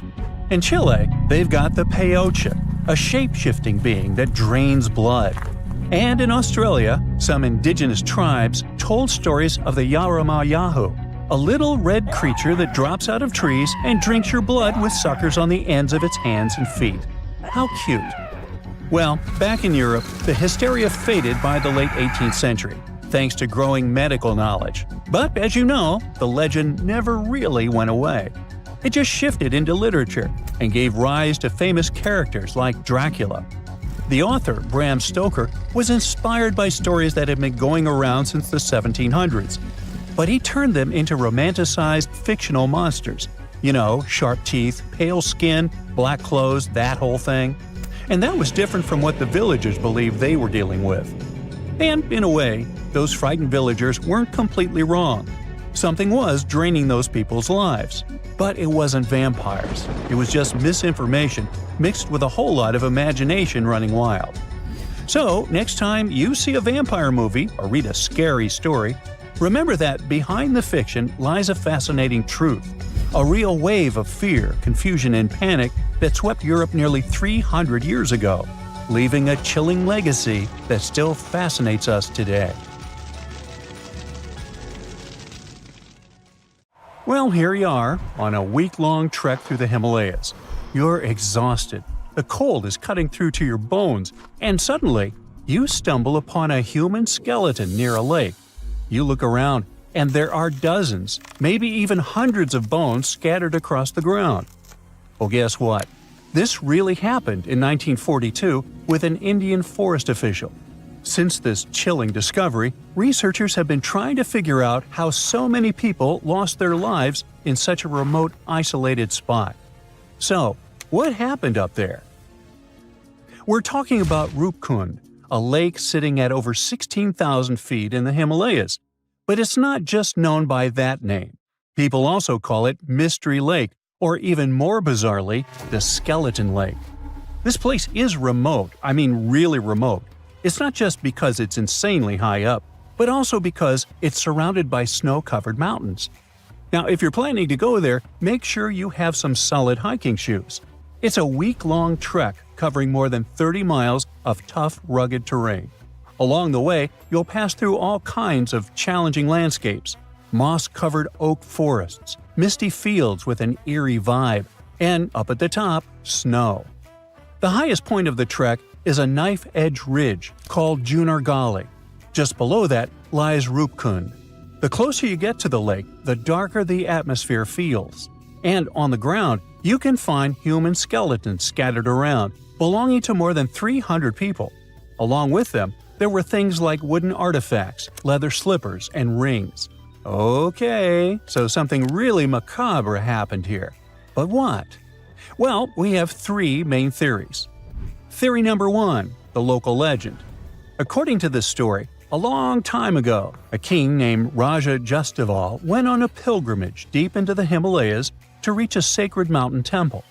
He brought his pregnant queen, Rani Balumpa, along with a group of servants, dancers, and others. While they were up in the mountains, a massive hailstorm hit, or as the legend goes, an angry deity started hurling iron balls from the sky. Either way, the storm was brutal, and they had nowhere to take shelter. In the end, they all lost their lives near the lake. Theory number 2, an escape route. Some say the remains belong to Indian soldiers who tried to invade a foreign territory back in 1841, but they were defeated. Over 70 of them were forced to make their way back home through the Himalayas, and they met a tragic end along the way. Theory number 3, a mass grave. This theory suggests that some kind of widespread health issue hit the group. They were all buried there, in isolation, to prevent the disease from spreading. In this case, Rupkund Lake and its surroundings would basically be a cold, remote cemetery. Now, do you know what all these theories have in common? They all assume that the skeletons belong to a single group of people who died in one catastrophic event. But then science came along and things got way creepier. In 2019, 28 scientists from institutions in the US, India, and Germany teamed up for 5 years to figure out what the heck happened up there. They studied the remains of 38 individuals, 23 men and 15 women. And right there, we can already toss out theory number 2. That's important because if these people had been soldiers on a military mission, you would expect most, if not all of them, to be men. Armies in the past were almost entirely male. But here, There were just too many women for that to make sense. And on top of that, no signs of combat or military gear were found at all. After a genetic analysis, researchers noticed that the individuals weren't part of the same family, at least not by blood, like third-degree relatives or closer. And most importantly, they were mostly healthy. These two facts help rule out theory number 3. It probably wasn't some kind of highly contagious health problem. But the most shocking part is that these skeletons didn't belong to just one single group. They actually came from 3 distinct groups. The first group had ancestry that falls within the range of present-day South Asians, basically from the regions that are now India, Pakistan, and Nepal. The second group had ancestry typical of Eastern Mediterranean, just like people from today's Greece, or more specifically from Crete. And they also identified one individual with Southeast Asian-related ancestry. The dating also shows that these remains weren't deposited at the same time. In other words, groups 1 and 2 didn't live during the same period. Their deaths were actually spread out over as much as 1,000 years. Oh great, now theory number 1 is out the window too. After all, the studies can confirm that these people passed away in at least 2 separate tragic events. According to the researchers, there is a possible clue about where at least some of the people with South Asian ancestry might have come from, or why they were even up there in the first place. Rapkund Lake isn't part of any major trade route or anything like that, but it is along the path of a pilgrimage called the Nanda Devi Raj Jat. It still happens today, once every 12 years, where people hike through the mountains for worship and celebration. Now, the written records of this pilgrimage only show up around the late 1800s, but there are inscriptions in nearby temples that go way back, like to the 8th or 10th century.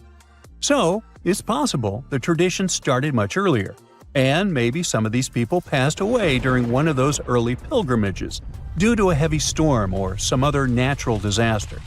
Okay, but how do we explain the group that came from Greece? Well, that's definitely more puzzling. First, because there aren't any historical records or evidence to explain who these people were or what they were doing in the far reaches of the Himalayas, so it's hard to know where to start. The study suggests that they could have been a group of unrelated men and women born in the Eastern Mediterranean region around the time the Ottoman Empire controlled that area. The evidence suggests that they had a diet mostly based on land-based foods, not the seafood you would expect from people living near the coast. So they might have lived inland and somehow ended up in the Himalayas, possibly traveling for reasons that researchers can't fully explain yet. The best guess is that they were also participating in a pilgrimage, but honestly, it seems pretty unlikely that people from Europe would have traveled all the way to Rupkund just to do that. And let's assume they did. What exactly happened to them?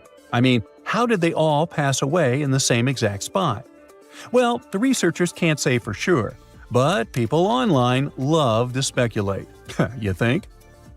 Some suggest that they fell from the Junagarli Ridge, or since they were at such a high altitude, maybe they passed away due to acute mountain sickness.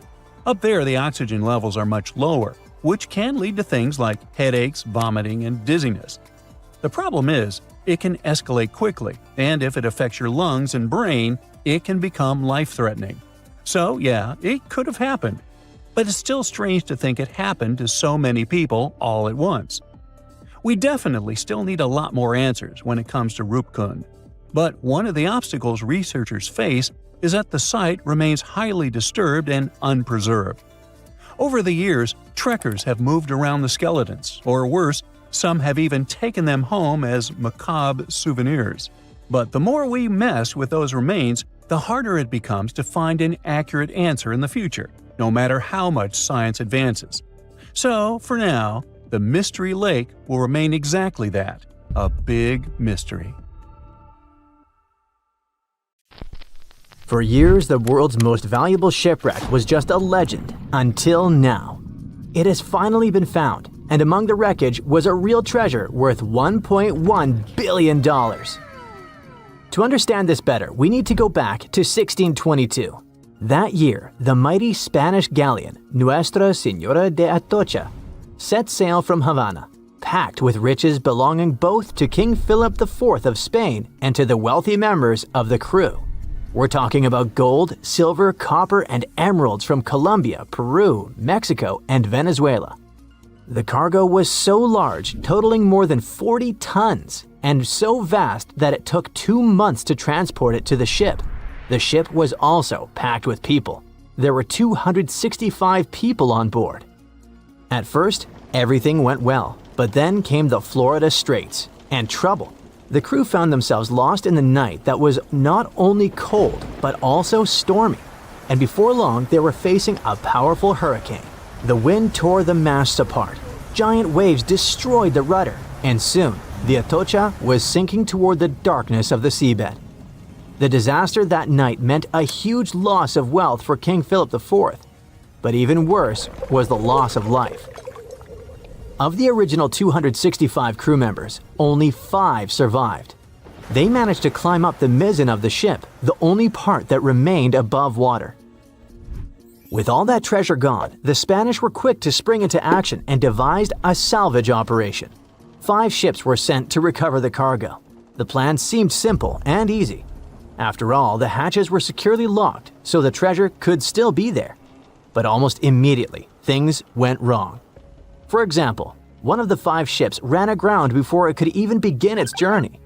In the end, the search dragged on for 60 years, and many factors contributed to the mission's failure.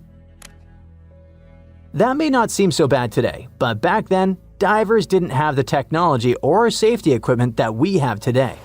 Exploring the seabed was risky, and more often than not, it led nowhere. While searching for the Atocha, the rescuers found traces of another vessel, the Santa Margarita, the Atocha's sister ship. Another hurricane passed through the region a month after the sinking. The seabed became a jigsaw puzzle with pieces of the ship scattered everywhere. The rescue mission became almost impossible. Over time, the Spanish managed to recover part of the Santa Margarita's cargo, but Atocha's treasure seemed lost forever. Even so, no one forgot that story.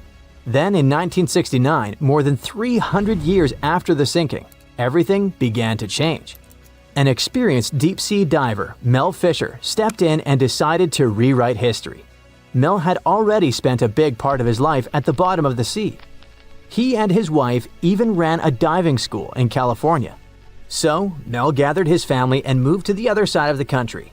He led a new team of hunters whose mission was clear: to find the lost treasure of the legendary Atocha. They had little more than a boat, some diving equipment, and metal detectors, but that was enough to get them started. They focused on a region called the Matacumbe Keys, mentioned in several 17th century documents. In the first year, they traveled more than 100,000 miles but found absolutely nothing. It seemed like an impossible dream. But Mel still had a card up his sleeve.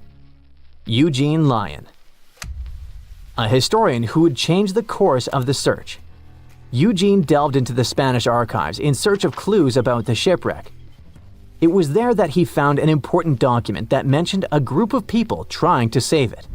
On the last page, it was mentioned that an area 100 miles from where Mel was searching had been the scene of the main exploration. This little piece of information was the needle in the haystack they needed. They rerouted the ship and soon arrived at the new location. But there was a challenge. That part of the ocean was deeper and the visibility there was almost zero. It was difficult to see your own hands. However, Mel knew how to deal with the adversities of diving and came up with a simple and brilliant solution. He installed 2 large tubes on the boat called letterboxes. Those tubes could be lowered in front of the propellers. The idea was ingenious. They sucked clean water from the surface and directed it to the bottom of the sea, exactly where the divers were. This technique not only cleared the murky water, but also helped to reveal objects that had been hidden for centuries. And still, the search took 16 years. During that time, Fisher found many lost items. Then, in 1971, they discovered a huge anchor. This was the first clue that they were close to finding the Atocha. In the following days, more objects appeared. Cups, swords, and ancient nails turned up. To keep everything organized, the team created a circular map. On it, they marked the exact location of each item they found. They also used radio transmitters on land and a receiver on the boat, which allowed them to know precisely where they were.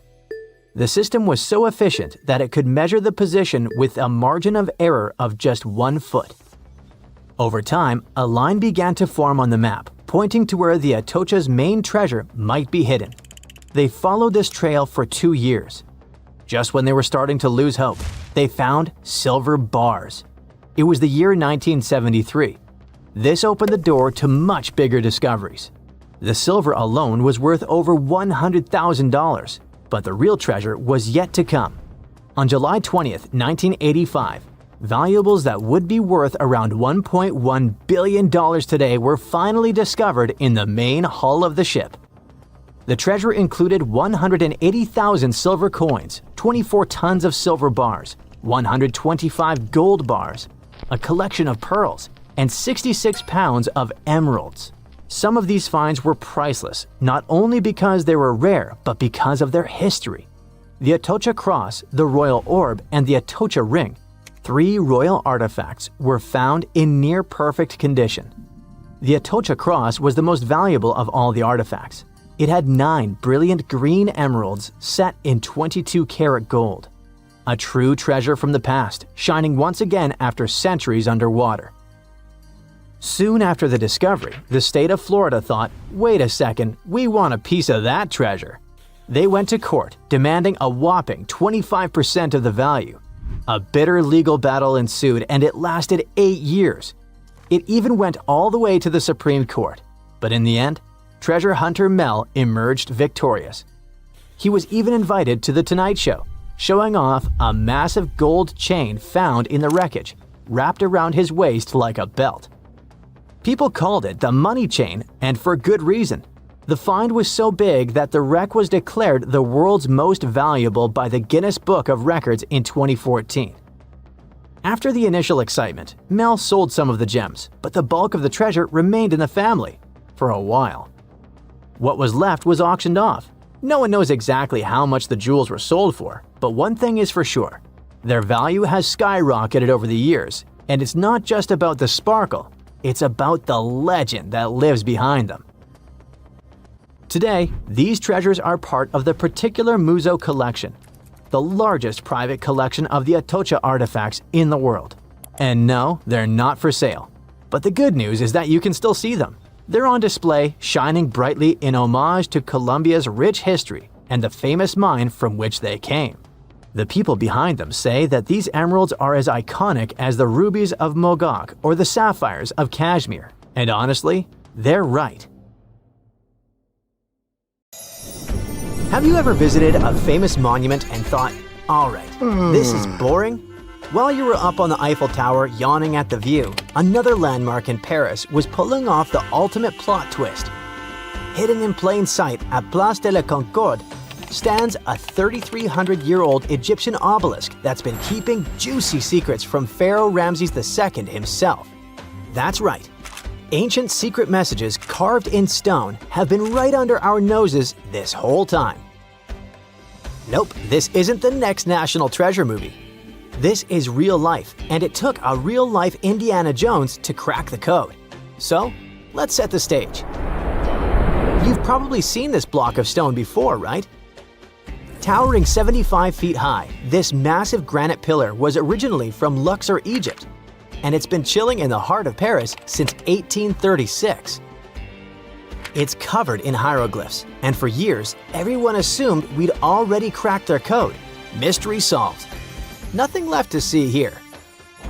Enter Jean-Guillaume Olet-Pelletier, French Egyptologist, cryptology expert, and part-time monument whisperer. Basically, if Indiana Jones traded his whip for reading glasses and binoculars, you'd get this guy. He's got a rather unusual hobby. He strolls up to the obelisk every now and then and casually reads hieroglyphs. For fun. Yes, he can read them fluently. No, we don't know what that says about our own hobbies. Until 2021, experts believe that the inscriptions on the obelisk mainly praise the gods Amun or Amun-Ra, if you're on friendly terms, and Horus, you know, the falcon-headed sky god with those super famous parents Osiris and Isis. But during one of his casual reading sessions, Olet Pelletier noticed something odd. Some of the hieroglyphs weren't just singing praises to the gods, they were giving directions, literal directions, to the entrance of the temple of Luxor. But wait, it gets even better with a little backstory. Obelisks like this weren't just pretty lawn decorations. They were usually placed at the entrances of major temples, like the Temple of Luxor, where this one originally stood. They symbolized the sun god Ra and were meant to represent a ray of sunlight frozen in stone. Basically, they were giant sacred exclamation points showing off the pharaoh's divine connection and power. Ramses II had 2 of them set up at Luxor's entrance to honor the gods and, of course, to brag about himself. This one got shipped off to France in the 1830s as a gift from the ruler of Egypt, Muhammad Ali. No, not the boxer. And it's been waiting for someone to take a closer look at it. Moving the obelisk to Paris was no small feat. It weighed over 220 tons and had to be transported on a ship built especially for it, called the Luxor. How original. The whole transportation cost the modern equivalent to $19 million. Interestingly, its twin obelisk still stands in Luxor, which means that researchers can compare both structures to see if the story really matches. This pairing of obelisks was intentional, meant to guide the eye and the spirit towards sacred space. Lucky for us, Jean Guillaume picked the perfect moment to snoop around. The obelisk was undergoing restoration for the upcoming Olympic Games. Scaffolding was up, giving him rare access to the tippy top of the monument. Armed with binoculars and a ladder, he got eye level with parts of the pillars that most of us can only squint at from street level. And that's when he uncovered the real twist. Turns out, ancient Egyptians didn't just chisel random symbols into stone. They had something way cooler up their sleeves: crypto-hieroglyphs. Those were specialized, coded forms of writing used for sacred or elite messages. Basically, ancient VIP-only emojis. While your average temple priest could read standard hieroglyphs, crypto-hieroglyphs were reserved for the pharaoh's inner circle. Today, only 6 people on Earth can read them fluently. And wouldn't you know it, our French friend is one of them. Of course he is. Now, here's where things get wild. Normally, hieroglyphs written on monuments like the obelisk are read top to bottom, right to left. Simple enough. But Jean Guillaume decided to break the rules and read them horizontally instead of vertically. That's when he started spotting weird patterns, phrases, and symbols that had been hiding in plain sight for nearly 200 years.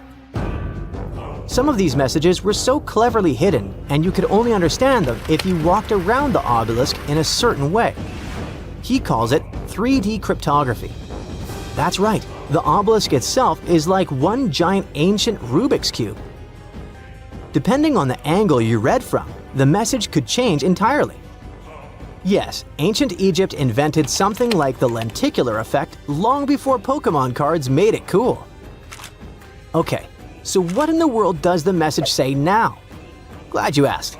These aren't just random notes from the past. They're political gold. One inscription praises Ramses II as a divine figure who could not be dethroned. Another says the king made offerings to the god Amun, which wasn't just him being nice. This was a big political move. Back then, religion and power were totally intertwined, so showing off your divine connection was like launching a PR campaign, except instead of tweets, they used 200-ton stone monuments.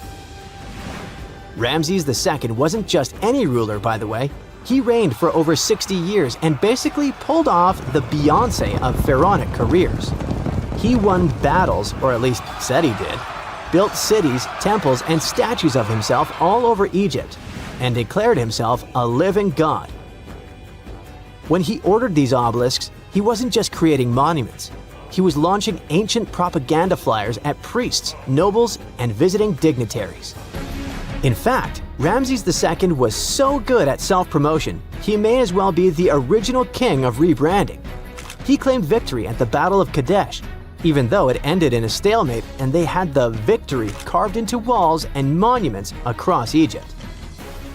The Luxor obelisk was another way of reinforcing his godlike powers every time someone passed by or read its text. And here's the cherry on top. Some of these inscriptions were positioned just right so they'd be seen by nobles arriving by boat for a festival. That's probably the reason why they can only be read from a certain angle. But if you stood at the base of the obelisk, you wouldn't see much. But from a 45-degree angle standing right in the middle of the Nile, sweet stuff! Imagine pulling up to a religious celebration and seeing giant stone text basically saying, "Hey, Ramses is chosen by the gods, don't forget it." Subtle? Not exactly. Effective? You bet. Some messages even carry double meanings. One line might spell out Ramses II's full royal title. But read it differently and boom! It says he's got eternal life. That's next-level branding. You can almost hear him saying, "Look at me, still trending 3,000 years later." For decades, scholars thought this monument had given up all its secrets, but thanks to new access, modern tools, and some fresh eyeballs, we now know there's still a ton to uncover. Oleg Pelletier's full research hasn't been officially published yet, but the clues he's found are already shaking up what we thought we knew about ancient Egyptian monuments. Of course, not everyone's buying it just yet. Some scholars are skeptical, especially about the idea that boat-riding nobles could actually see those messages clearly. But let's be honest, ancient advertising wasn't easy. Even if your billboard is 75 feet tall, you still need the right angle and the right audience. So the next time you're in Paris staring at the obelisk while sipping your overpriced café au lait, remember, you're not just looking at a fancy paperweight from the 19th century. You're standing in front of an ancient Egyptian PR campaign, a 3D puzzle, and a 3,300-year-old flex from Ramses II himself. And let's be real, if that obelisk had been hiding messages this long, who's to say it's done talking? So grab your magnifying glass, channel your inner Egyptologist, and remember, the real treasure isn't gold or jewels. It's the drama chiseled in stone.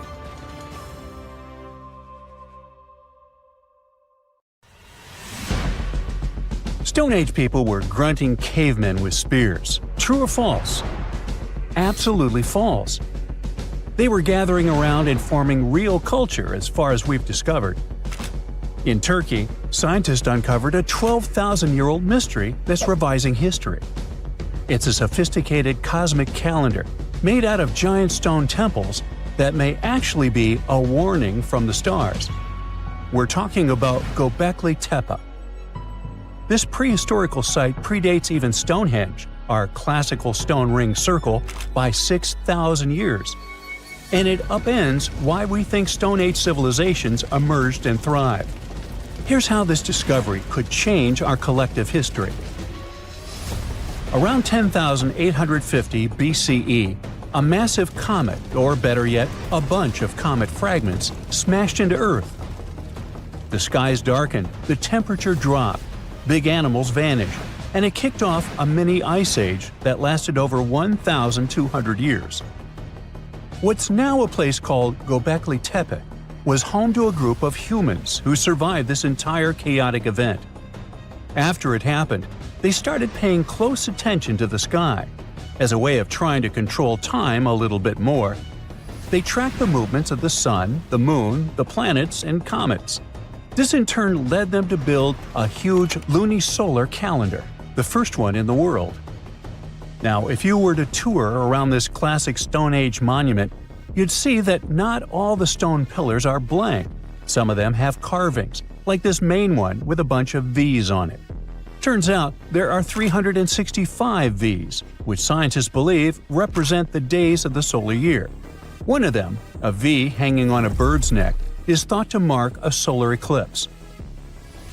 Other pillars have dangerous animals carved on them, like foxes, lions, scorpions, vultures, twisting and crawling up the sides. Unlike typical Stone Age carvings, these weren't of edible animals like deer or sheep. One of the theories is that these drawings were symbolic.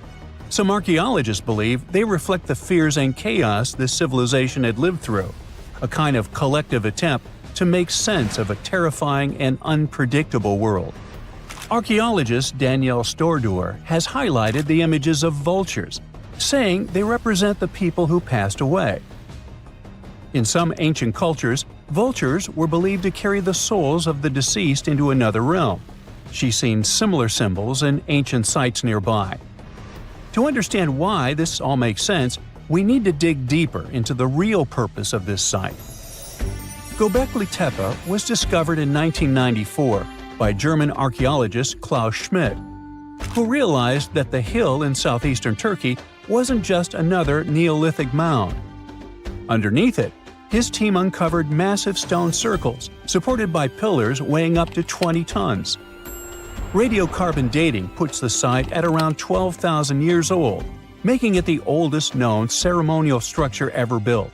I mean, it predates the Egyptian pyramids by over 7,000 years. This discovery shocked the archaeological world. At the end of the Ice Age, humans were supposed to be nomadic, surviving off wild plants and animals, not building sacred complexes with symbolic art, and giving birth to what we now classify as civilization. We usually think civilization starts with farming, then villages, then crops. But this site suggests something more surprising. Early humans may have come together not to grow food, but to worship. Schmidt found no signs of homes, hearths, or permanent settlement, just stuff used for rituals and gatherings. This has led researchers to believe that spirituality and communal rituals came first and that farming followed. Because to build something this massive, you'd need hundreds of people working together, which in turn would have sparked the need for food, organization, and social structure. In other words, the temple came first, then the village, then the farm. Now, Göbekli Tepe isn't just stirring debate because it's old. It's because it seems too advanced for its time, and that's where the more controversial theories start to emerge. Some researchers believe the builders of Göbekli Tepe weren't simply primitive hunter-gatherers experimenting with stone tools. They may have been the inheritors of ancient knowledge, remnants of a much older civilization that existed before the end of the last ice age. This idea ties into the Younger Dryas impact hypothesis, a theory that a comet struck Earth around 10,850 years ago, triggering a sudden and catastrophic climate shift. According to this view, the survivors of that event passed down their knowledge through symbolism, architecture, and oral tradition. And Göbekli Tepe could be one of the earliest attempts to preserve that memory. Now, if that's true, then the carvings at this site, especially the animal symbols on the pillars, aren't just decorative. They could be astronomical codes, tracking constellations and celestial events. But one pillar might hold the biggest secret of all. It's called the Vulture Stone, and it's freaking archaeologists out. On it, you'll find a strange combination of figures: a headless man, birds, and a scorpion. To the untrained eye, it might seem random, but some researchers believe these are ancient representations of constellations, like Scorpius among them, and that the headless man symbolizes a mass extinction event. Some even argue that this is the oldest known record of a comet impact, the one that triggered the Younger Dryas. And if you're wondering who this older lost civilization might have been, they are called Atlantis, or more neutrally, Civilization X. Theorists like Graham Hancock suggest that this advanced culture, destroyed in the chaos of the comet impact, passed fragments of its knowledge to survivors around the globe. In that case, Göbekli Tepe wasn't the start of civilization, it was the restart. Now, back to the stones. Pillar 43 may look like a celestial calendar at first, but when archaeologists recreated the sky patterns encoded in its carvings, they found a precise snapshot of the sky dating back over 13,000 years. It appears to show a meteor shower, a flood, and humanity's tragic end, aka the Headless Man. A snake rising from the ground might even symbolize tidal waves or destruction coming from below. But the story doesn't end there. Pillar seems to expand on the same disaster, the one they called the Terror of the Sky. You might see animals fleeing, waves, fire raining down. It paints a vivid picture of the meteor shower. But wait! While Pillars 43 and 56 may encode memories of a past catastrophe, Pillar 18 might be a forecast. That stone zooms in on the Aquarius constellation. If this sounds familiar, maybe it's from the phase Age of Aquarius, which is the age we're living in now. Some enthusiasts believe this may be a warning for us, and may be telling us that a similar meteor shower will hit Earth and thus you and me and us. I mean, chills! But hey, that's the kind of mystery that makes Göbekli Tepe so captivating. Today, archaeologists know that Göbekli Tepe was part of a much larger sacred complex, now known as Taş Tepeler. A network of ancient sites across the region, each with its own secrets and structures, but connected by shared patterns and motifs. In 2019, excavations began at this sister site, just 40 miles from Göbekli Tepe, known as Karahan Tepe. And here's the twist. Some researchers believe Karahan Tepe might be even older. Unlike Göbekli Tepe, which appears to have been primarily ceremonial, Karahan Tepe has signs of domestic structures like walls, tools, and perhaps even homes. And that changes everything. Because whether these sites were the work of highly sophisticated hunter-gatherers or survivors carrying the fragments of a lost pre-Ice Age civilization, one thing becomes clear. Our ancestors weren't just surviving. They were planning, tracking, and predicting. They were far more capable, curious, and connected to the universe than we ever gave them credit for. The Sahara Desert is like a Mad Max movie. Scorching heat, endless dunes, and an overall barren wasteland. A place where no one could live, right? Well, forget all you know about it. Because 5,000 years ago, the Sahara was a lush paradise of grasslands, lakes, and rivers, and the home of a ghost civilization that vanished without a trace. Our tale begins in the 1930s, when a Hungarian explorer stumbled upon a cave in the middle of the Sahara. Inside, he found something bizarre: ancient rock paintings of people swimming in a lake, surrounded by giraffes, hippos, and crocodiles. At the time, everybody shrugged it off as some symbolic depiction of the afterlife, because really, who would imagine a lake in the Sahara? Well, fast forward some 70 years later, when a group of archaeologists made a discovery that flipped the script. In a rock shelter in Libya, they unearthed 15 mummies, along with baskets, ceramic pots, and other everyday items. This may look like prehistoric junk to most people, but to archaeologists, it was like uncovering a key piece of evidence. Those people weren't just passing through, they lived here. You see, those weren't just any mummies. They were some of the oldest naturally mummified humans ever found, dating back over 7,000 years. Take that, Egypt. Two of them still had readable DNA, preserved thanks to a rare natural mummification process, almost a miracle considering the Sahara's climate's ability to turn everything into, well, beef jerky. Scientists struggled to understand where those mummies came from for a while, because the mitochondrial DNA they recovered was not helpful at all. But thanks to scientific progress, they eventually managed to do a full genome analysis that revealed some weird secrets. Those people belonged to a human lineage that was completely unknown, and they lived isolated from the rest of humanity for thousands of years.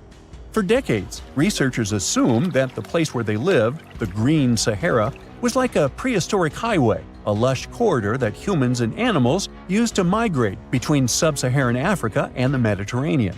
But the mummies demolished that theory, like a hippo sitting on a sandcastle. Their DNA showed zero genetic mixing with sub-Saharan and Eurasian migrants, keeping their genes pure for 7,000 years. Their closest genetic relatives weren't their neighbors living right below the famous desert, but some ancient hunter-gatherers from Morocco, and even some guys that lived in the Czech Republic, when it wasn't even a country yet, 50,000 years ago. We're not out of the woods yet because those mummies also carried some teeny tiny traces of Neanderthal DNA, just 10% of the amount found in modern Eurasians. Now, if you paid attention in school, then you know that Neanderthals lived in Europe and Asia, and early humans only mixed with them after migrating out of Africa. But those green Sahara folks never left Africa. So how did they get Neanderthal genes? The leading theory is that their ancestors mingled with Neanderthals in North Africa 50,000 years ago before settling in the Sahara and cutting off contact with the outside world. Archaeologists also found cattle bones and tools made of stone and wood at that rock shelter, proving that those people led a thriving pastoral lifestyle. This discovery made scientists scratch their heads for a while because, you see, animal domestication was not developed in Africa. So how did they learn it if they never mingled with anyone? Did they have ancient YouTube tutorials? Probably not. The researchers believe they must have traded knowledge with neighboring groups, but just knowledge, no saliva. It's almost too hard to believe that no outsiders mixed with them. After all, who wouldn't want to live in a thriving civilization in the middle of a green paradise, drinking milk, eating meat, and even using animal blood as a protein source? Ooh, yummy. They didn't have to hunt for every meal, thanks to their livestock, and the abundant water made life pretty sweet. And yet, they never married outsiders. Why? Maybe it was a cultural choice to never date outside their own group. Or maybe the landscape itself kept them isolated. This is where scientists place their bets. They believe that the dense forests and rivers that existed in the Green Sahara acted like nature's no trespassing sign, creating a geographical barrier that isolates animals, plants, and whole societies. This isolation is the reason why their genes were so unique. These guys weren't swapping spit with anyone else. But this genetic time capsule almost didn't survive. For most of the last ice age, the Sahara was even harsher than today, a true dead zone where humans couldn't survive. 70,000 years ago, even the toughest people disappeared, retreating to the Nile Valley and the Mediterranean coast. Why? Because Earth was a climate bully. Massive glaciers stole all the moisture, weakening monsoons until rain clouds barely reached North Africa. Then came the knockout punches. Armadas of icebergs flooded the North Atlantic, triggering devastating droughts each time. This was the Sahara's ultimate keep-out era. Now, you're probably wondering how in the world the Sahara turned green after all this, and then went back to being a desert again. Well, it all started 15,000 years ago, I wasn't around then, when Earth was shaking off the last ice age. Our planet's axis was a bit wobbly, and because of that, the northern hemisphere got closer to the sun, getting extra sunlight and heat. This eternal summer turned North Africa into a giant moisture magnet, pulling water from the Atlantic and making it all rain down on the Sahara. The result of this ridiculous amount of rain was a lush savanna, complete with lakes the size of small countries. But the African humid period was not just a one-time miracle. The truth is, this eternal on and off switch between green and desert happened to the Sahara more than 230 times since the desert was born. During one of these events, the Sahara even expanded, getting bigger than it is today. So when the Green Sahara showed up, you can bet it brought the ultimate ecosystem glow-up. This wasn't just a light dusting of grass. We're talking full makeover. The transformation was so complete, it even reshaped animal populations. Cheetahs suddenly struggled with the new prey dynamics, while rodents like the multi-mammate mouse thrived in the suddenly abundant grasslands. But don't pack your prehistoric swim trunks just yet. This paradise had teeth. The Sahara was an ecological maze of crocodile-infested rivers, malaria-carrying mosquitoes, and big cats lurking in the tall grass. Crossing it would have been like playing a real-life game of Hungry Hungry Hippos. This is probably why more groups didn't settle permanently. The Sahara's climate cycled between wet and dry every 20,000 years, hardly a stable zip code. For most ancient people, it was smarter to treat the Green Sahara like an all-you-can-eat buffet, grab resources and leave before the desert returned. Still, this Green Sahara period lasted for 10,000 years, giving our mystery shepherds plenty of time to thrive. But around 5,000 years ago, Earth's axis shifted again, the rains moved away, and the Sahara dried up faster than a puddle in July. As the desert returned, the shepherds from the Green Sahara had no choice but to pack up their livestock and leave. Some researchers believe they migrated toward the Nile, laying the groundwork for ancient Egypt, so I guess their legacy lives on. Besides, their pure lineage may be extinct by now, but some faint genes of the mummies can still be found in the people that live in North Africa today. But the introvert mummies were not the only ones using the Green Sahara as an Airbnb. They actually had neighbors just around the corner, in a lakeside village in Niger to be exact. Those people thrived for 5,000 years and left behind the oldest Sahara Desert cemetery, including a man buried in a turtle shell, a grinning Halloween man with filed teeth, and a heartbreaking family embrace frozen in time, victims of the very waters that sustained them. Eventually, those people disappeared too, just like it happened to our antisocial friends. This proves that this desert outsmarts everyone, with a landscape that gives paradise with one hand and takes it away with the other. Archaeologists recently found something fascinating from a forgotten Maya kingdom, a tomb hidden in a collapsing pyramid. Inside, there was a king buried for 1,700 years, a jade mask that looks almost human, but not quite. And all this thanks to the looters who missed it by just 6 feet. They stumbled upon it in 2022 in the dense jungles near the border of Guatemala, Mexico, and Belize. In Mayan times, this little place used to be called Xochitlam. It's a lost city, half swallowed by jungle. This place meant pretty much nothing compared to other big Mayan cities, like Tikal or Teotihuacan, or so we thought. The team found a tomb of a Mayan ruler. The artifacts, the names of kings, all this revealed that Xochitlam wasn't just some tiny village. It was a pretty important place for that culture, and what they found inside that tomb may rival the treasures of any Maya metropolis. The tomb's ceiling had collapsed long ago, but the offerings were still inside and remained intact even after centuries. They recovered over 16 spondylus shells. These things were used by the ancient elite for power and rituals. That meant that whoever the tomb was related to, it was someone wealthy, of high status, who got themselves a ceremonial burial. Archaeologists also found carved femur bones. They were etched with hieroglyphs and names. Maya literally wrote their history in human remains. Researchers want to dive super deep and get a DNA analysis on the bones. Maybe that will help uncover familial ties, origins, or health problems these people might have faced.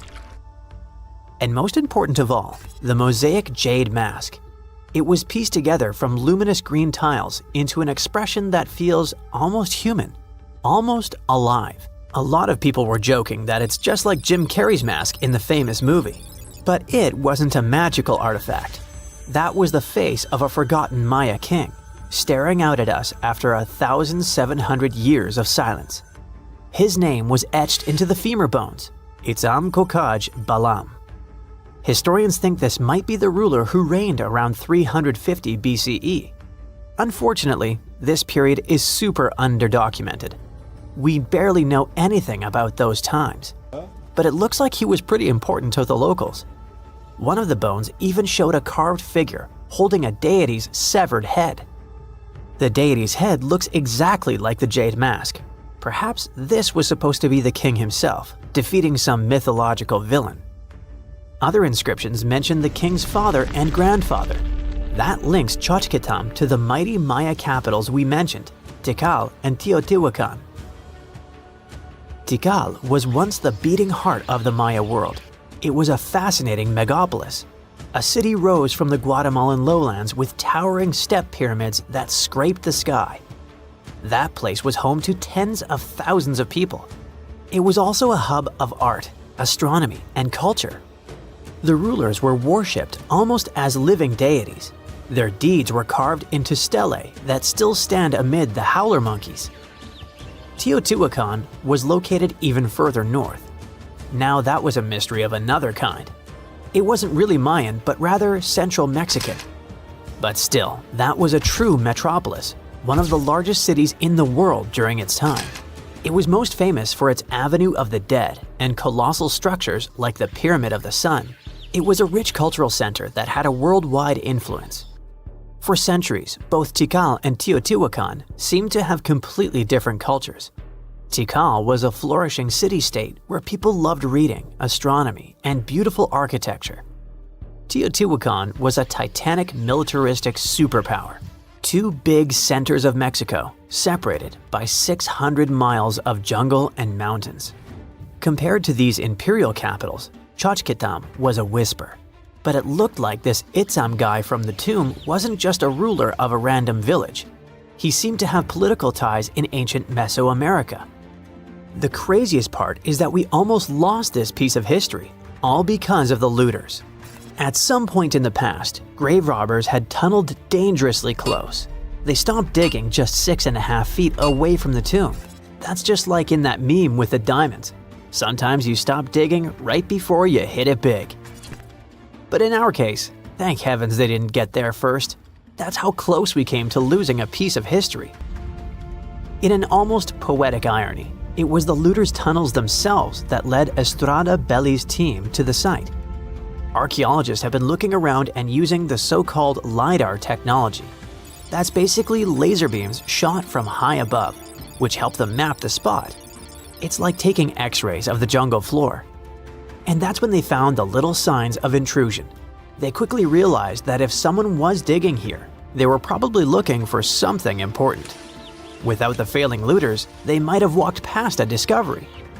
In any case, archaeologists want to keep searching. They might even find more chambers buried inside the abandoned pyramid. We just keep finding mysterious things related to the Maya. Recently, buried deep within the ruins of Tikal, archaeologists found a house, and in that house, a limestone altar. It was covered in vibrant murals of red, yellow, and black. What's weird is that this build wasn't made by Maya. It was unmistakably Teotihuacan in style.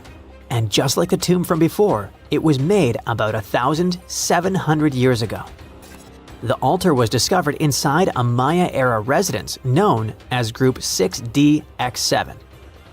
It stood 3.5 by 6 feet right in the center of the home.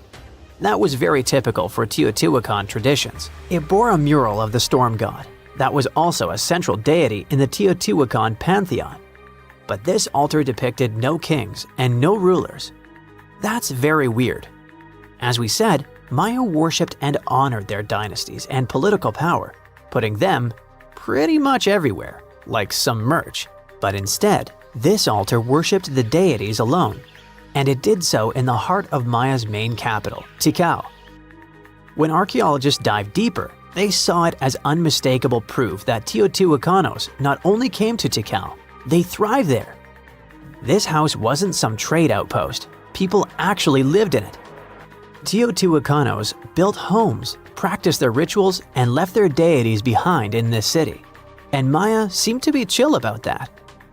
Researchers think this was a home for some elite people from Teotihuacan, or maybe it belonged to Mayans who practiced Teotihuacano culture and deeply respected it. But it might be something darker than a simple, friendly multiculturalism. The two cities weren't in the best relationship. There was some tension, maybe even surveillance. The house and the altar were probably built around 300 to 400 BCE. That was a period when Tikal was rising in power. This might have caught the attention of the mighty empire to the north. It's almost as if Mayans poked the beast.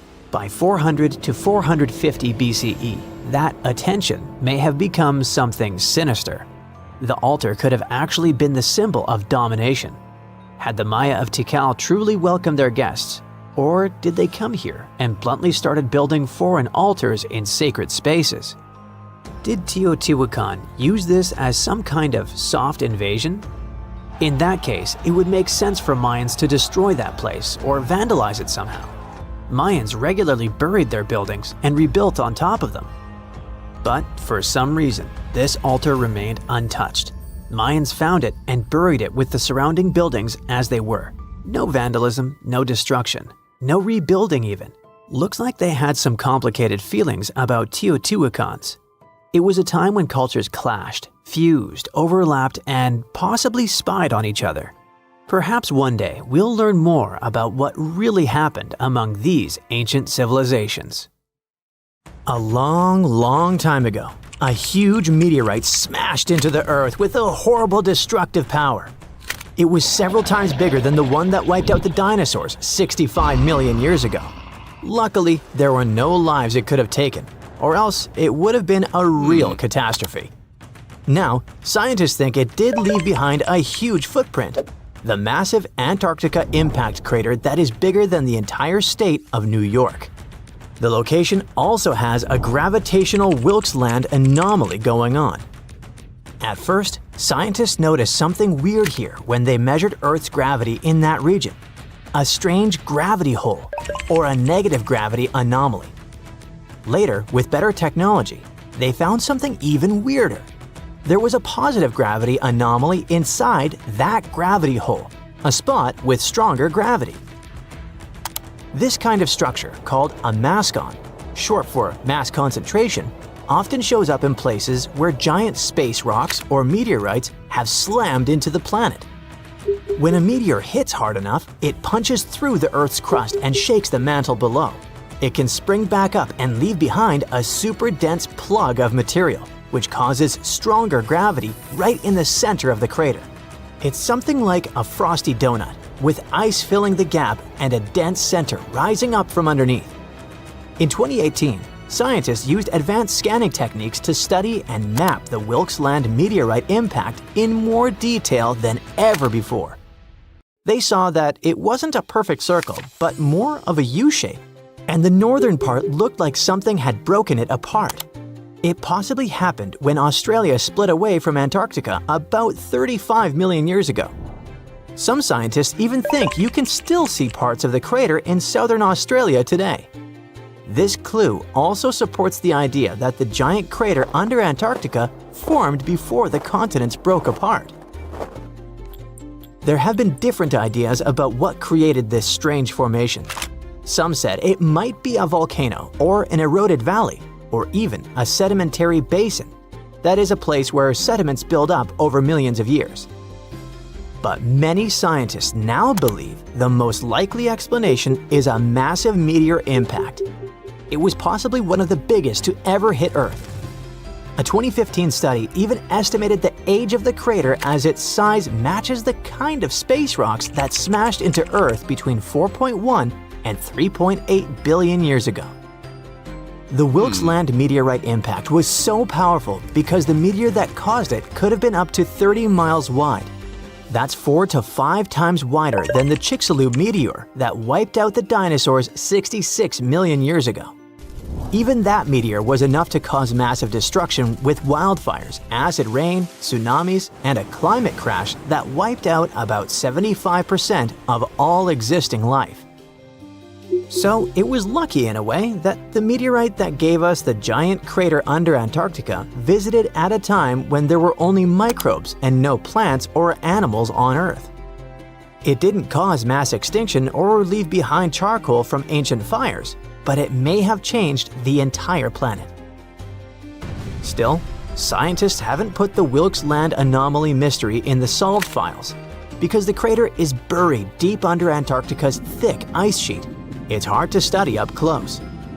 Scientists say we can't rule out the other ideas just yet, but if the meteor theory is right, then the Wilkes Land crater could be the largest known impact crater on Earth.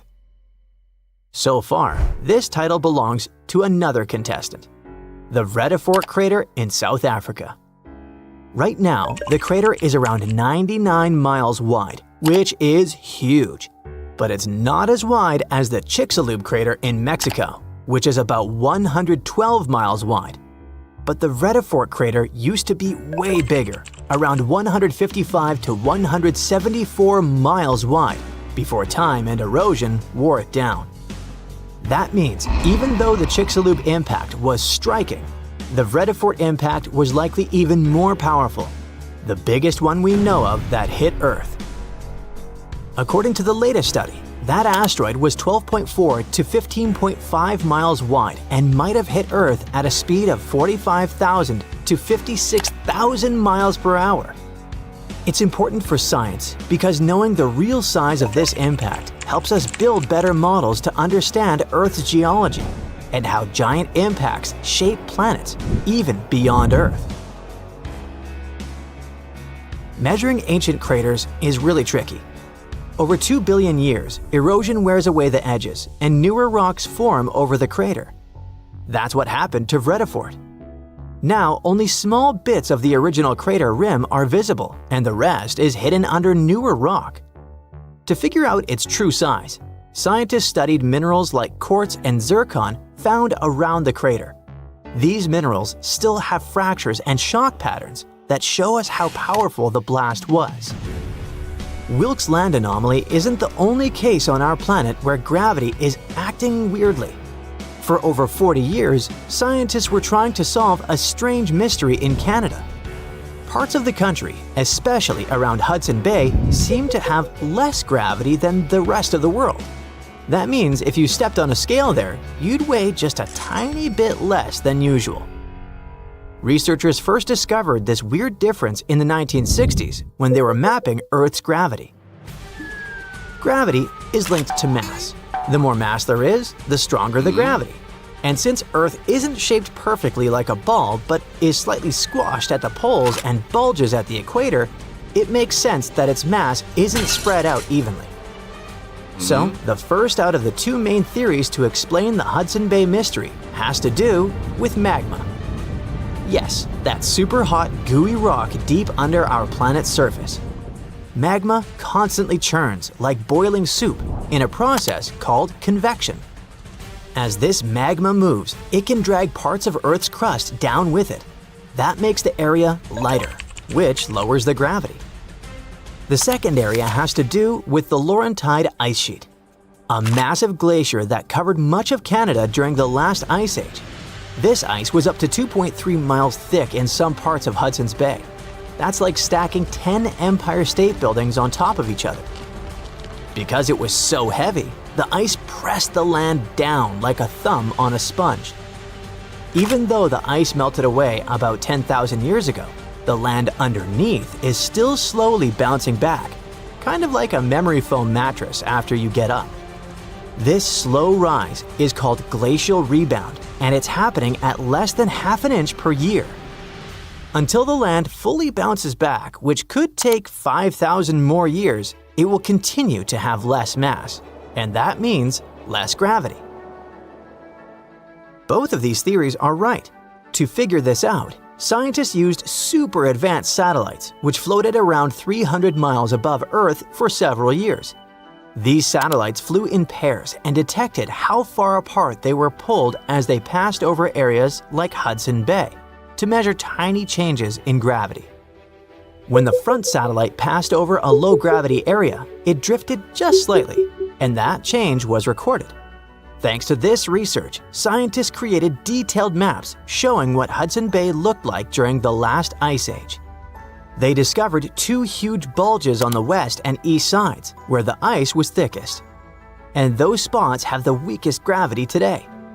The effects of this are still visible, and while sea levels are rising in most parts of the world, the land around Hudson Bay is rising so fast that sea levels there are actually dropping. Solving mysteries like this or the Antarctica impact crater anomaly gives scientists amazing insights into the past of our planet. And by understanding how past changes in temperature and geology affected Earth, scientists can predict how today's human activity can impact our future. So, check out this creature.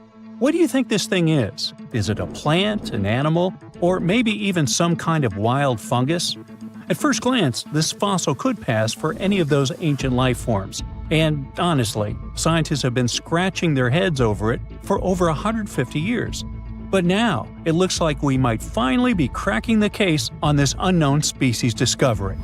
A long time ago, during the Devonian period, plants were just starting to grow on land. The tallest trees were only a few feet high, and animals hadn't even evolved backbones yet.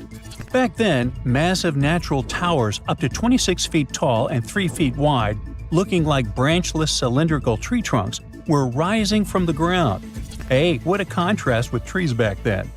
When scientists first discovered fossils of those towering organisms, they were totally confused, as these strange prehistoric creatures didn't look like anything they'd seen before. Some thought they were weird cone-bearing trees. Others guessed they might be underwater plants like giant seaweed or lichens, which are partnerships between fungi and algae. The mysterious objects received a name, prototaxites. When scientists studied them up close, their internal structure reminded them of a bunch of different things. They couldn't believe a 20-foot-tall fungus or algae could be real, but that's what the fossils showed. Then most scientists decided that prototaxites were giant fungi. But still, something didn't feel right about it. In 2007, they decided to finally get the prototaxites mystery explained and ran a chemical test on the fossils. So they looked at the types of carbon inside them and compared them to regular plants from the same time. If prototaxites were plants, the carbon ratios would match, but they didn't. That means prototaxites weren't plants, and they receive carbon in a different way, not by photosynthesis, but probably more like fungi do. But then again, they look nothing like the mushrooms we know and love today. Prototaxites were giant, likely the largest living things on land at their time.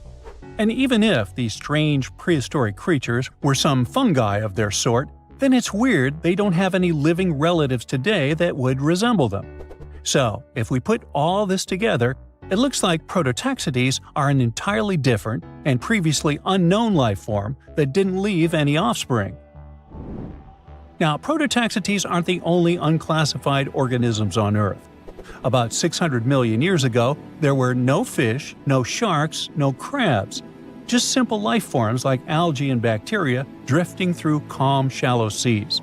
But some seriously strange creatures, completely unlike anything we see today, lived among them. They looked like underwater ferns, stood perfectly still, and absorbed nutrients straight from the water. These bizarre life forms were rangeomorphs. They ruled the oceans that were thick with nutrients back then. So rangeomorphs didn't need mouths, eyes, or muscles to survive and just soaked up whatever they needed. Some of them were as small as a finger, and others grew as tall as 6.5 feet. But as Earth entered the Cambrian period, the oceans became much more competitive.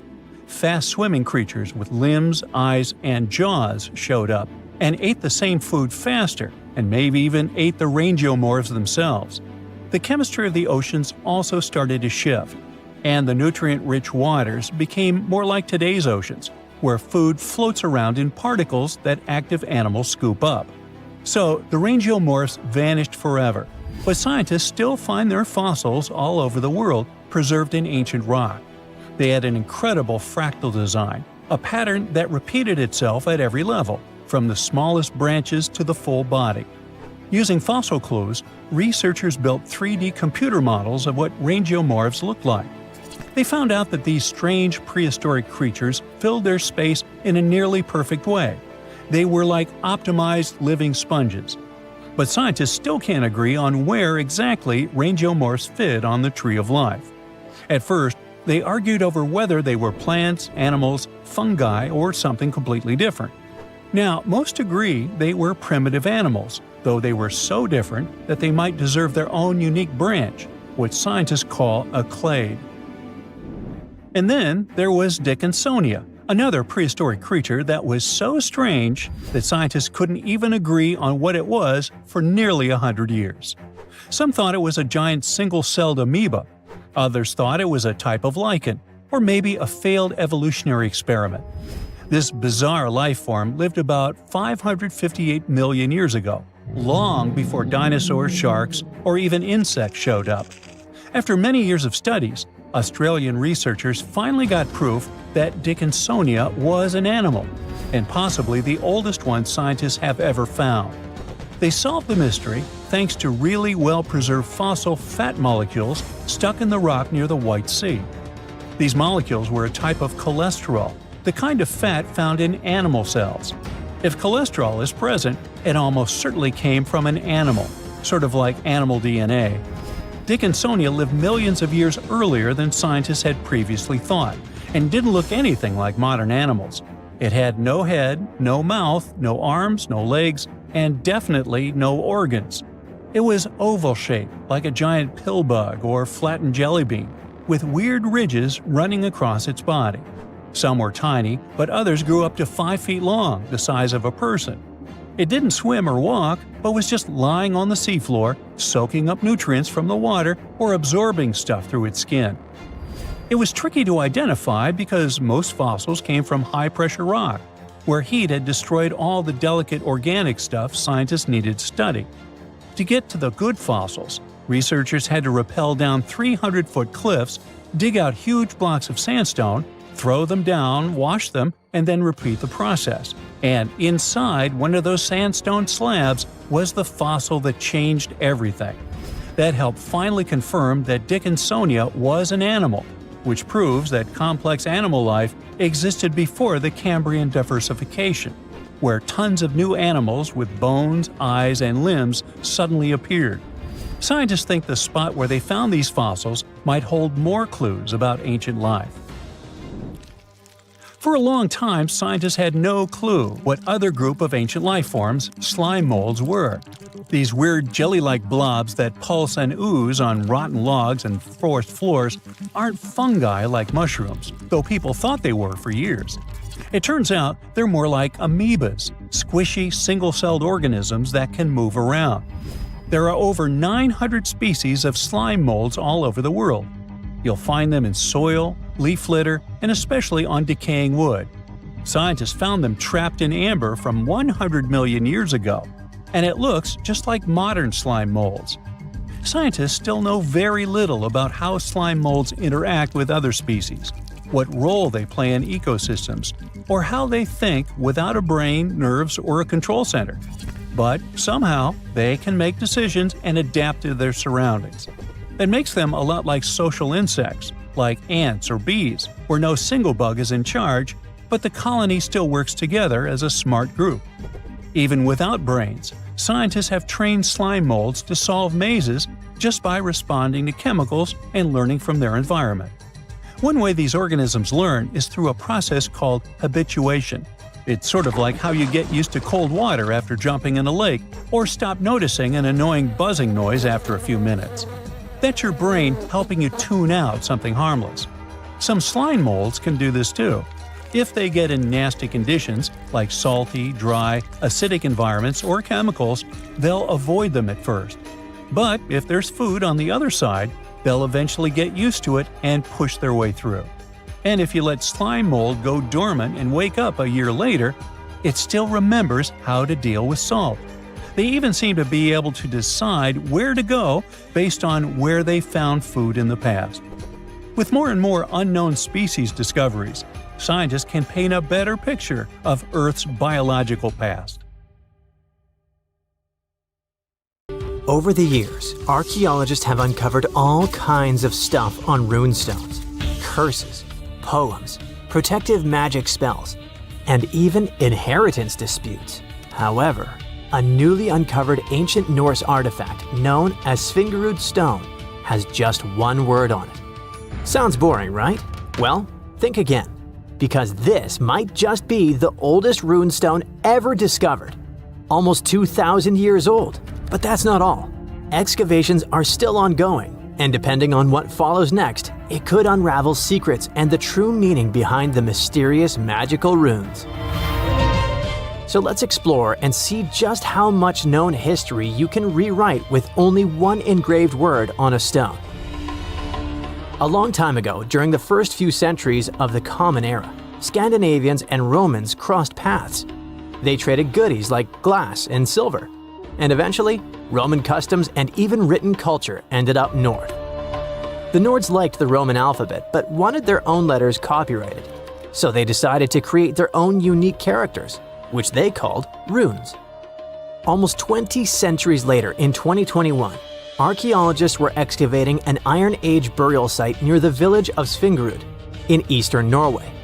Among the cremation graves, they uncovered a reddish sandstone slab that would become a centerpiece in a major Norwegian archaeological discovery.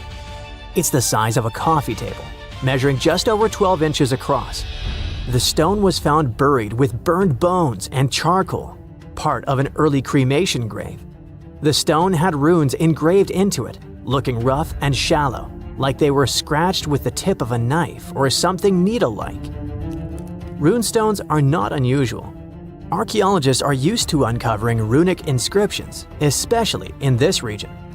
However, tests show that both the burial site and the carving on the stone likely date back to somewhere between the 1st and 3rd centuries. That places it deep in pre-Viking history, centuries before the Viking Age officially began around 800 CE. That makes it one of the oldest reliably dated examples of early writing in Scandinavia. When you look at these carvings, they either look like magical symbols made to call on Nordic deities to help you, or like random scratches made by an angry man hitting a stone with something sharp. But these are real letters, crude but intentional. It's an ancient writing system used by Germanic tribes across Northern Europe. They were engraved into wood, bone, or stone. Their shapes are straight, angular lines because curves were tough to carve with the tools they had back then. When they met with the Roman Empire, rather than just borrowing Latin letters, the Germanic tribes took the idea of writing and carved out their own version. The original alphabet was called Elder Futhark. It had 24 letters. We can find them on artifacts dating from around the 2nd to the 8th century CE. Its name comes from its first 6 letters: F, U, Th, A, R, and K. Each rune probably had a name that matched the sound it made. For example, the rune that sounds like A was called Anzus. However, nobody from back then left us a memo explaining the names. In fact, the knowledge of how to read them was forgotten until 1865, when Norwegian linguist Sophus Bugge deciphered them by comparing clues. He examined later rune alphabets and ancient poems that referenced the runes, like a detective sketching a suspect from scattered witness. They weren't common knowledge, which is reflected by the fact that only some 350 surviving inscriptions remain. This changed eventually when the Scandinavian language evolved from Proto-Norse into Old Norse, spoken by mighty Vikings. The Elder Futhark was reduced from 24 to 16 runes to reflect the changes in the language, thus becoming the Younger Futhark, which was far better spread. Runes weren't really used to write books or keep daily records. Instead, you'd find them carved on gravestones, weapons, and various tools. It's believed that people used runes to show ownership, honor loved ones who had passed away, leave short messages, or sometimes for protection or magic. In the early days, some runes probably had special spiritual or ritual meanings too. One interesting fact about runestones specifically is that they were often used for self-promotion or boasting, like an ancient social media status or a tweet posted on a wall, or better said, a stone. One such example of a runestone from the 11th century where a man named Vigmund had it carved for himself, calling himself the cleverest of men. He even added that he was a ship captain, and yes, he made sure everyone knew that while he was alive. In the Old Norse poem Havamal, Odin says he hung on the world tree for 9 nights, pierced by a spear, to gain knowledge of the runes. This goes to show just how powerful and mystical those symbols were perceived to be.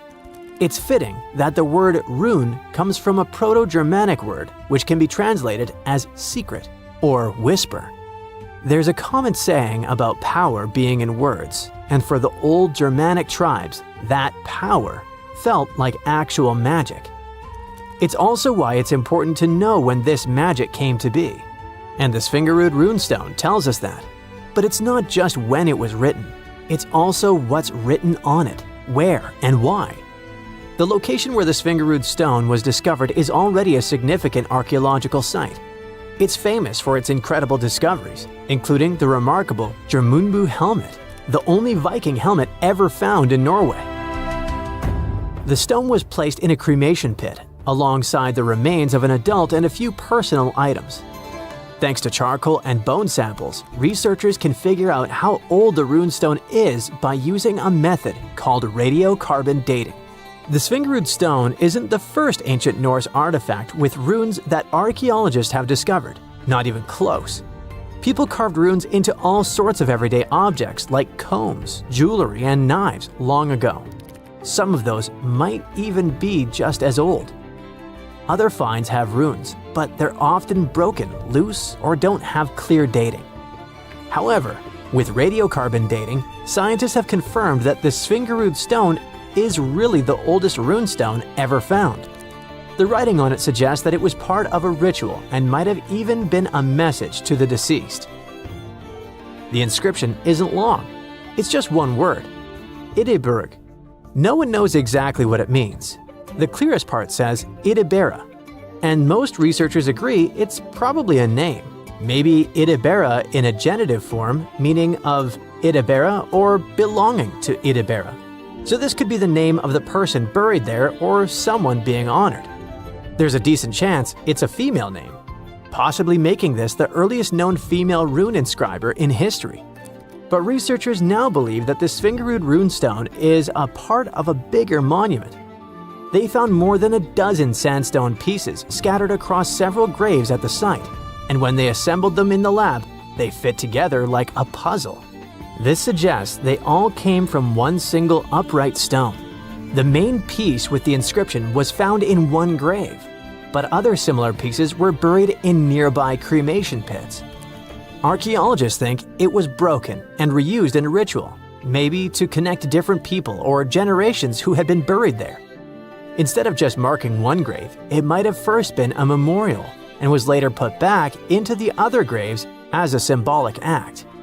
Some even speculate that the runes might have been carved by different hands throughout various time periods. The Svingerud stone might be small, but as the oldest runestone ever found with a secure archaeological context, it could be the key to how writing first took root in Northern Europe. This Norwegian archaeological discovery proves that runes were already tied to ritual, memory, and maybe even women. And if it's just a fragment of a larger monument, we've only seen part of the picture. Ancient Norse artifacts like this reshape what we know about pre-Viking history. And with luck, more runestones will follow, maybe even from another female rune inscriber. About 14,000 years ago, some super skilled builders from another planet landed on Earth. Their mission was to help build a massive stone complex with perfectly interlocking blocks. They used some advanced technology, centuries ahead of their time, and once the job was done, they disappeared without a trace. This is not a sci-fi plot, but one of the theories trying to explain the mystery of Pumapunku. Scientists don't officially accept it, but they still don't know for sure how, when, and who built this impressive construction. Pumapunku is part of the ancient city of Tiwanaku, near Lake Titicaca in Bolivia. Tiwanaku is an important place in Inca traditions. They believed it to be the place where the world was created. Historians believe Pumapunku was built around 536 AD. The first Europeans discovered it in the middle of the 16th century. At the heart of Pumapunku, there is a huge, terraced platform filled with massive stone blocks, some as big as a school bus. The largest one weighs a jaw-dropping 131 tons. That's heavier than 20 elephants. Even the smaller rocks are as big as a couch. Archaeologists believe there were at least 5 big gateways, as well as several smaller ones that may have been part of a grand monument. The site is built using 2 types of stone, red sandstone and andesite, which is one of the hardest rocks on Earth. The 8-shaped blocks of the construction fit together like puzzle pieces. They all look the same, as if they were mass-produced in a factory. But that should have been impossible for an ancient civilization. Even the smaller rocks are as big as a couch. These blocks were carved with precise holes and grooves to fit together. Builders made perfectly straight lines, cut identical angles, created smooth surfaces, and drilled holes. Some scientists believe they may have used advanced techniques, but there's no record of the tools they used. It took another 1,000 years before other civilizations could match this level of precision. One of the biggest mysteries is how these enormous stones were transported. Puma Punku sits high up in the mountains at 12,600 feet above sea level. So high that even trees don't grow there. The builders didn't have wheels, cranes, or modern machines. Yet somehow, they moved these heavy blocks miles from their original locations. Some scientists think they used llama skin ropes and ramps, but no one really knows for sure. The most commonly accepted version is that the Tiwanaku civilization, which thrived in the region between 500 and 1000 CE, built this impressive site. The complex was enormous and had many different areas. A western court, a large open area in the center, and an eastern court that was surrounded by walls. Long ago, it must have been incredibly beautiful, with polished metal plaques shimmering in the sunlight, brightly colored fabrics and ceramics decorating the buildings, and people in elaborate costumes walking through the plaza. But something doesn't add up here, as the Tiwanaku people never wrote down how they built Puma Punku. They would have probably left some clues if they had accomplished something like this. Plus, the Tiwanaku people didn't have the high-tech equipment needed to carve and move giant stone blocks with perfect precision. The architectural historians who first studied the place professionally concluded that a hammerstone couldn't have done such a fine job. They found no metal tools that were used in the construction process. That's why they suggested they might have used some unconventional tools the historians didn't even recognize as tools. There's a theory that these ancient builders might have had a way to soften stone to make it easy to carve before it hardened again. Or maybe they poured liquid stone into molds, just like we make concrete today. If it's true, this would mean an advanced civilization existed in South America long before we thought. Some researchers even think it had to do with the theory of Atlantis or other lost civilizations that may have had immense knowledge before a global catastrophe wiped them out. Local legends say that powerful deities used incredible powers to lift and shape the massive stone blocks. And some people believe Puma Punku was so advanced that the builders must have had help from visitors from outer space. The perfect cuts and massive stones look like something from modern construction. The supporters of this theory also say that some carvings at Tiwanaku show figures wearing helmet-like shapes, so they could be left by space travelers. Scientists from the University of California, Los Angeles, decided to officially debunk this theory. They created a digital model of Puma Punku using super precise measurements from historical records. Then, they used a 3D printer to make a miniature version of the site at 4% of its original size. Once the pieces were printed, the team sorted them by size, shape, and design, like a giant puzzle. They noticed that some blocks had special grooves for holding metal clamps, and others had ornamental carvings. When they finished their model, they realized one of the buildings had a very familiar design. It looked just like structures from two nearby sites. This was solid proof that Puma Punku was built by humans, not visitors from outer space. Over the centuries, people stole stones from Puma Punku and moved them around. This made things even more confusing for archaeologists. UCLA team created a digital archive, so researchers all over the world can now study the site without traveling to Bolivia. So maybe we'll hear about the new twists in this mystery soon. Another construction from the past that still impresses us with extreme precision is the Serapeum of Saqqara, a burial place built around 3,000 to 3,500 years ago. A French scientist accidentally discovered it in 1850. Inside the Serapeum, he found a long underground hallway. On both sides of the hallway, there were giant stone rooms, and inside those rooms, there were huge granite sarcophagi. These sarcophagi were not built for people, but for the sacred Apis bulls. These bulls were treated like royalty, as the people believed they were chosen by deities. The Egyptians believed these bulls were the incarnations of the deity Ptah and had magical powers to protect their kingdom. Some of the stone boxes inside the Serapeum weighed around 70 tons. They were made with perfectly straight angles and smooth surfaces. Scientists noted roller marks on the floor and found wooden winches with levers, which the Egyptians likely used to move the sarcophagi. Since the burial chambers were lower than the hallway floor, workers filled them with sand, rolled the sarcophagus into place, and then slowly removed the sand to lower it perfectly into position. A stone inscription found in the Serapeum said it took 28 days just to move one of these stone boxes. Even though these sarcophagi were meant for bulls, they were way bigger than needed. Pharaohs, who were the rulers of Egypt, were buried in tiny coffins. So it's really weird that these boxes were so enormous.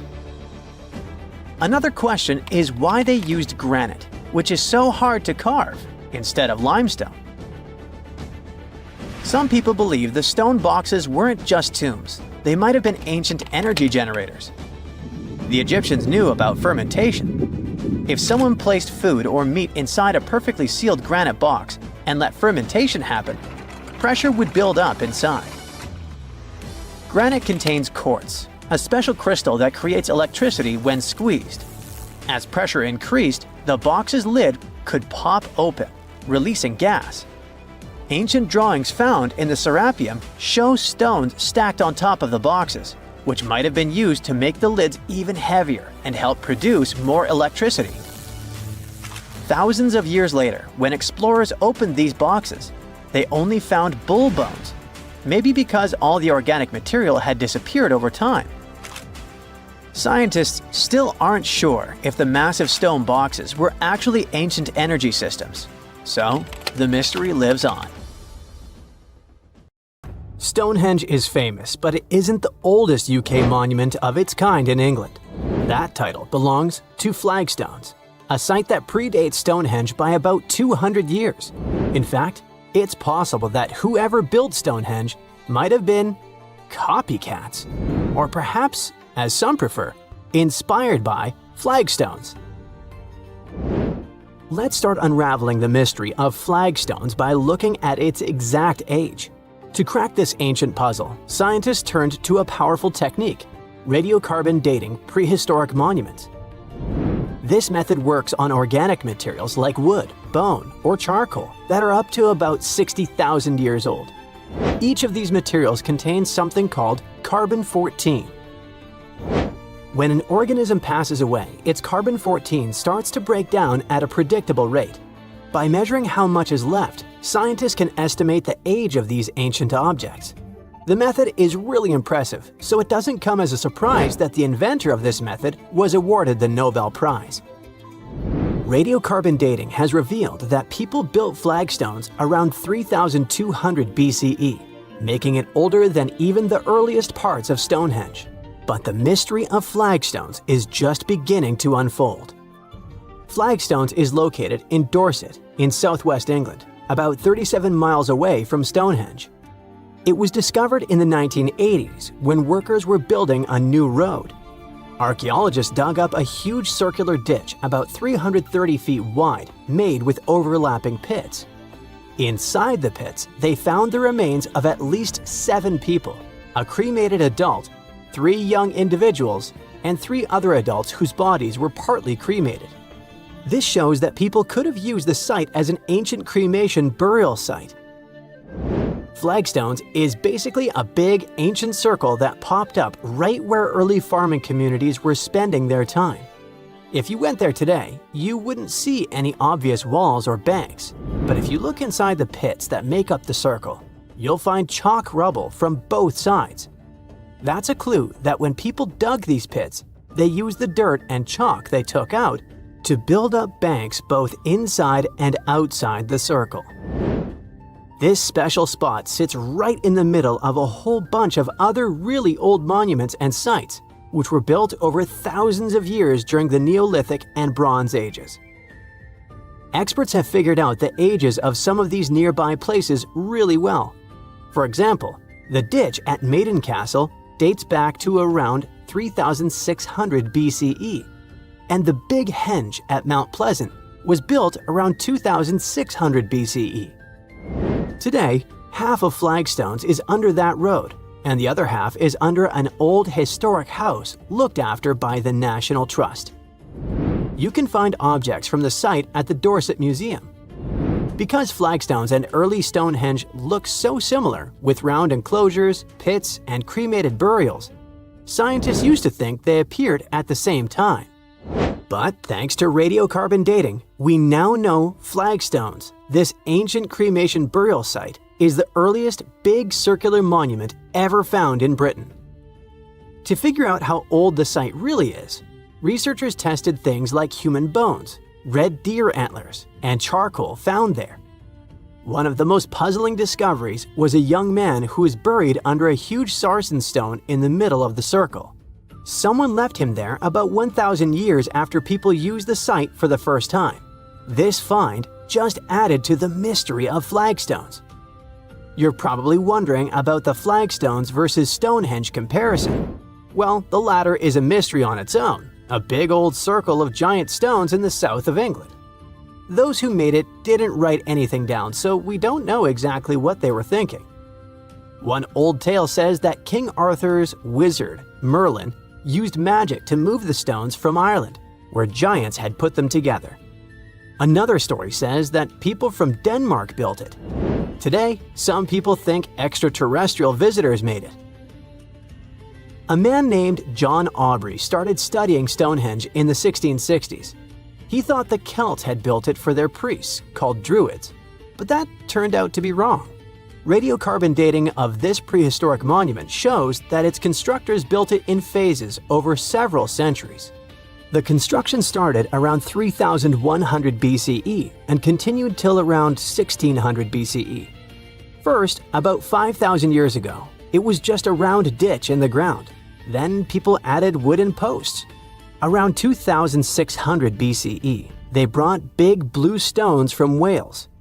Later, they added sarsens, even bigger stones, each weighing as much as 5 elephants.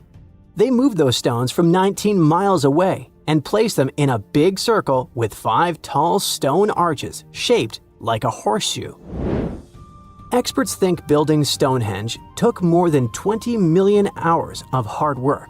And that's a lot of teamwork, strength, and planning for people who didn't even have machines.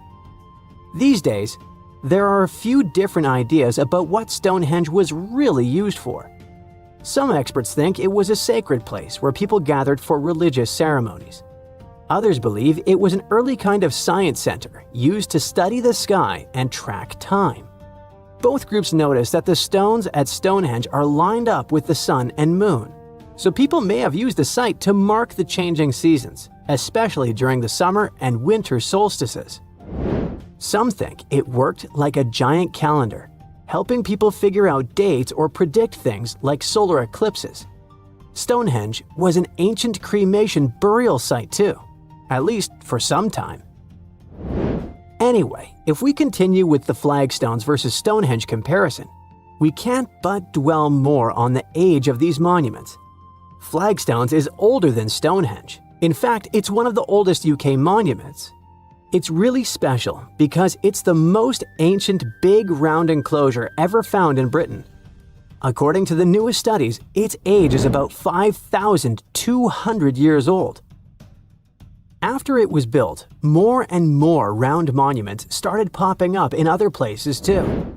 Before its construction, most ancient monuments were long and straight, like rectangular barrows or burial mounds, or long ditches called cursus monuments. Some had even more random shapes, but the Flagstones monument shows a big change. People were starting to build in circles instead. Some experts think this idea of circular monuments might have come from Ireland, where people were already burying cremated bodies in round tombs. On the other hand, even though Flagstones has turned out to be older than Stonehenge, the new findings suggest that Stonehenge might need to be redated. Some of the objects found at Stonehenge, like animal bones, are actually older than the main structure itself. For example, near the entrances to Stonehenge, archaeologists found deer bones and cattle skulls that date to around 3,200 BCE. Experts used to think that people kept those bones for a long time before burying them.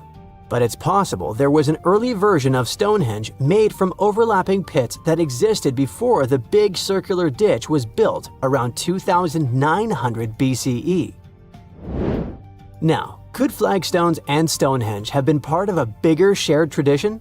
Could there have been other ancient cremation burial sites in the UK? After all, these constructions aren't the only round prehistoric monuments in Britain.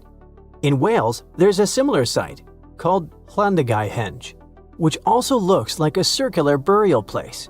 Such a way of burying the deceased might have been a common custom across the UK because you can see similar structures in Eastern Ireland.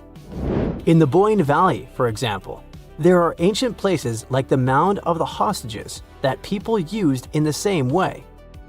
Now, researchers want to do more digging in Ireland to see if some of those monuments were built before 3,200 BCE. If they're even older than flagstones, they might help explain where the idea of building round burial sites started and why people across Britain and Ireland were building them. The more we learn, the better we'll understand what these sites were really for and how the people back then might have shared beliefs and traditions across the sea. Hopefully, one day, we'll figure out the mystery of flagstones, one of the oldest monuments in the UK. Hey, welcome to the Dino New Year's party. Hey, everyone you know well is here. Tyrannosaurus, Triceratops, Stegosaurus, Raptor, Diplodocus. But there will also be someone new, a guest who will surprise you. You see, paleontologists have discovered a new dinosaur species that was somewhat like the T-Rex, but with a twist. These guys would rather eat a crunchy salad than a juicy steak. Hey, meet this dude. Any guesses on how to pronounce this? Duonicus sacobatri. Thanks, please hold your applause. These are herbivorous guys that belong to the therizinosaurs. But they had one awesome feature. A feature that showed scientists that Duonicus belonged to a new branch of dinosaur evolution, about which little is known. But hey, let's go back to the dino party, shall we? Here you can see dinosaurs with different personalities. The T-Rex is a bully and toothy. The Velociraptor seems to be very toxic and moody. The Triceratops or Stegosaurus are aggressive but silent. You know, like those guys that don't touch anyone, but it's better not to mess with them. So among them all, the Therizinosaurus is a chill guy that will always help, will always keep you company at a party, and will never be annoying. Therizinosaurs lived in what is now Asia and North America during the late Cretaceous period, about 100 to 66 million years ago. Their anatomical features made them look more like predators like the T-Rex. But therizinosaurs were herbivores, with large crescent-shaped claws. In some species, they reached up to 20 inches. Now imagine how dangerous these monsters would have been had they been carnivorous. But they used their claws to grab tree branches and eat leaves. The Duonicus was quite large, just under 10 feet in length. A hippo was about the same size, and their weight was about 600 pounds, which is almost half the size of a horse. Therizinosaurs had a long mouth, a bit like a duck's nose, and long front paws with 3 thumbs. But the Duonicus, that has been found recently, was unique because it only had 2 fingers on each hand. The 2-fingered dinosaur discovery has sparked joy among paleontologists. Okay, 2 fingers instead of 3, whatever, you might think. But it makes a big difference. It shows how dinosaurs evolved. The latest paleontology news reports that the discovery was made in Mongolia. It was the largest preserved claw in history.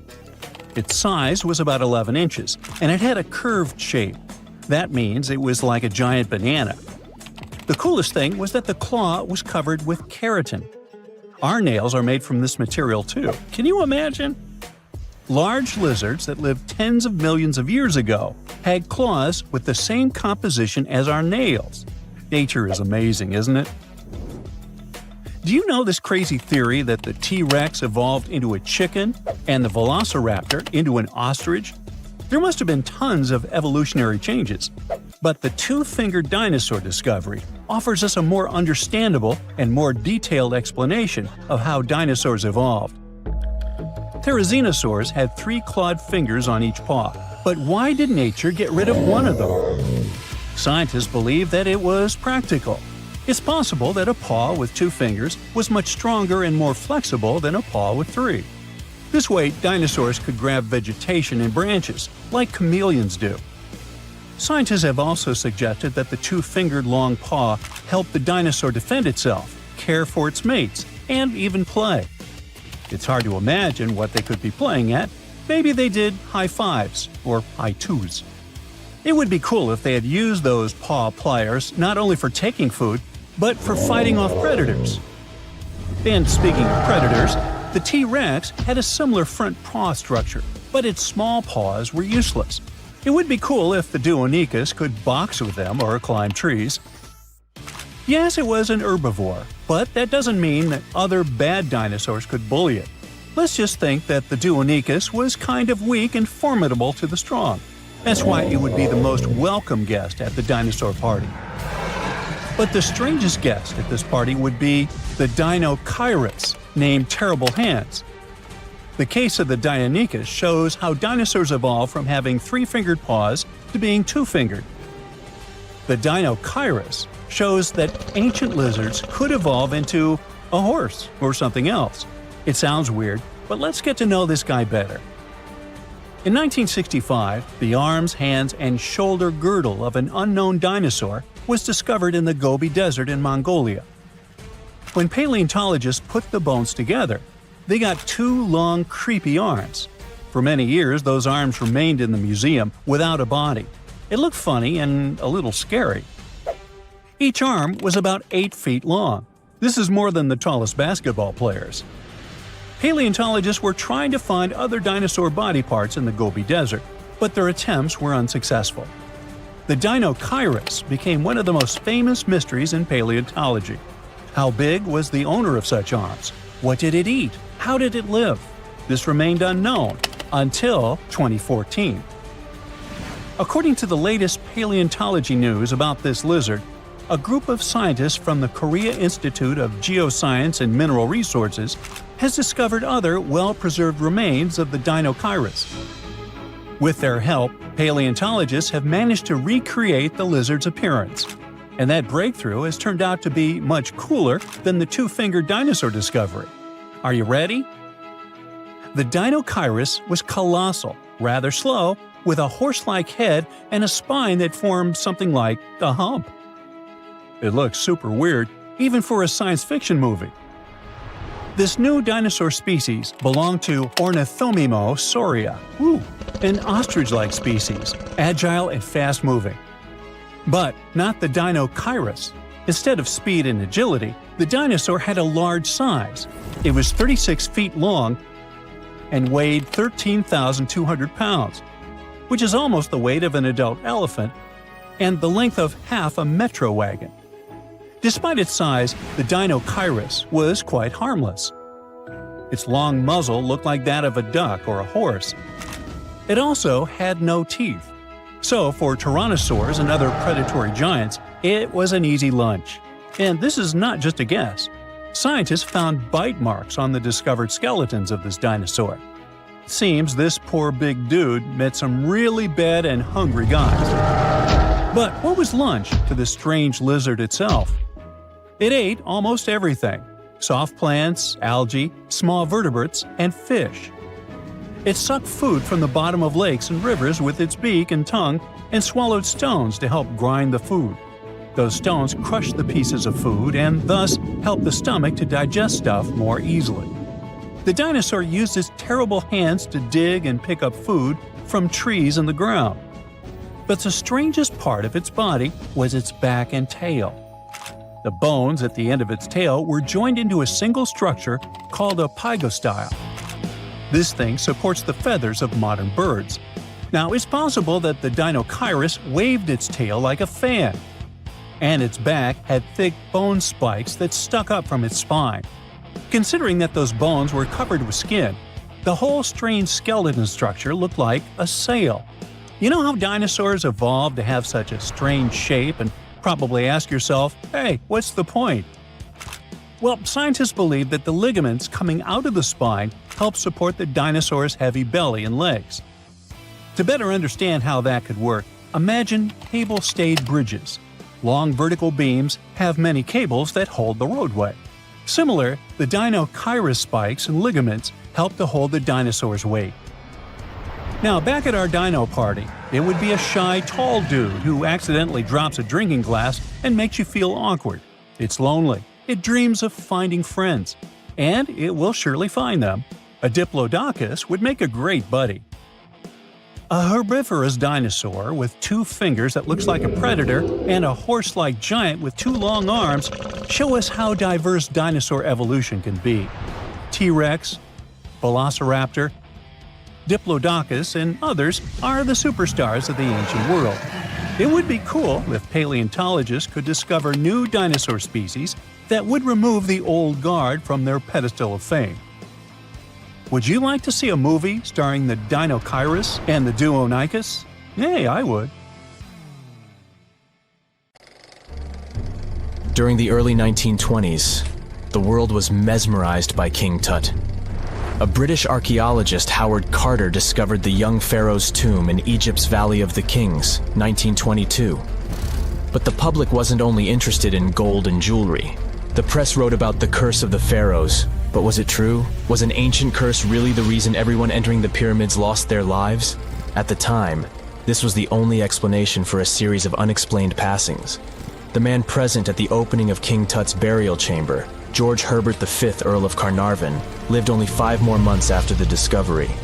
He had also sponsored the dig. In comes Sir Arthur Conan Doyle.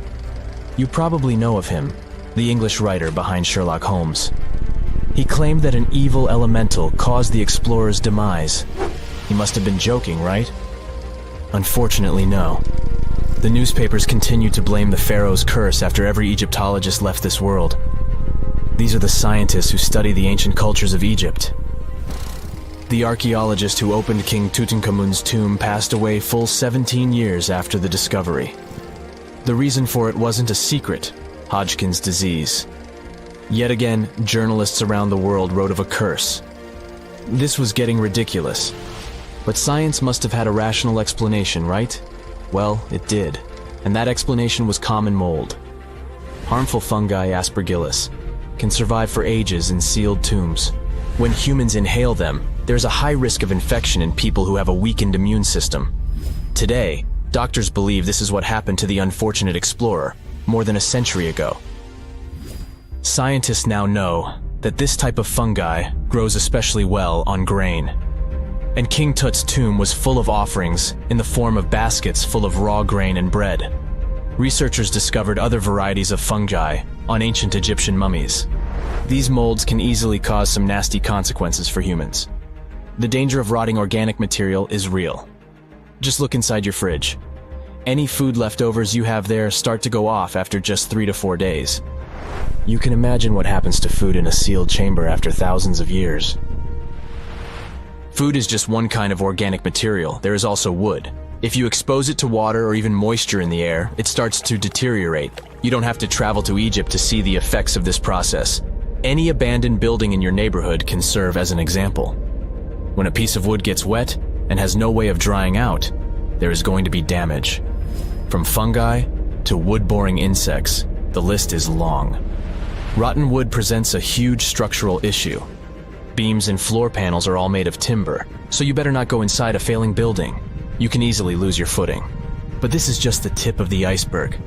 The building materials since the time of the pharaohs have changed, but so have the dangers. One of the best examples is asbestos.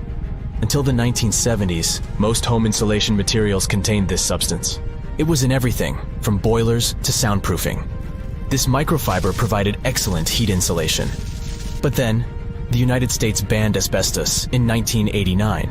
The UK did the same a decade later. The reason for it is that asbestos becomes a health hazard when it gets damaged. When humans inhale asbestos fibers, they can get seriously sick. Abandoned strictures are full of this material, and there is no one to maintain them. You see the danger now. Another material is also common in old buildings: lead. Ancient Romans used lead piping to channel spring water into their homes. They also cooked in lead vessels, which was probably not the wisest of choices. You see, lead and water don't go well together because of something called corrosion. But this problem isn't ancient. US officials banned lead piping only in 1986.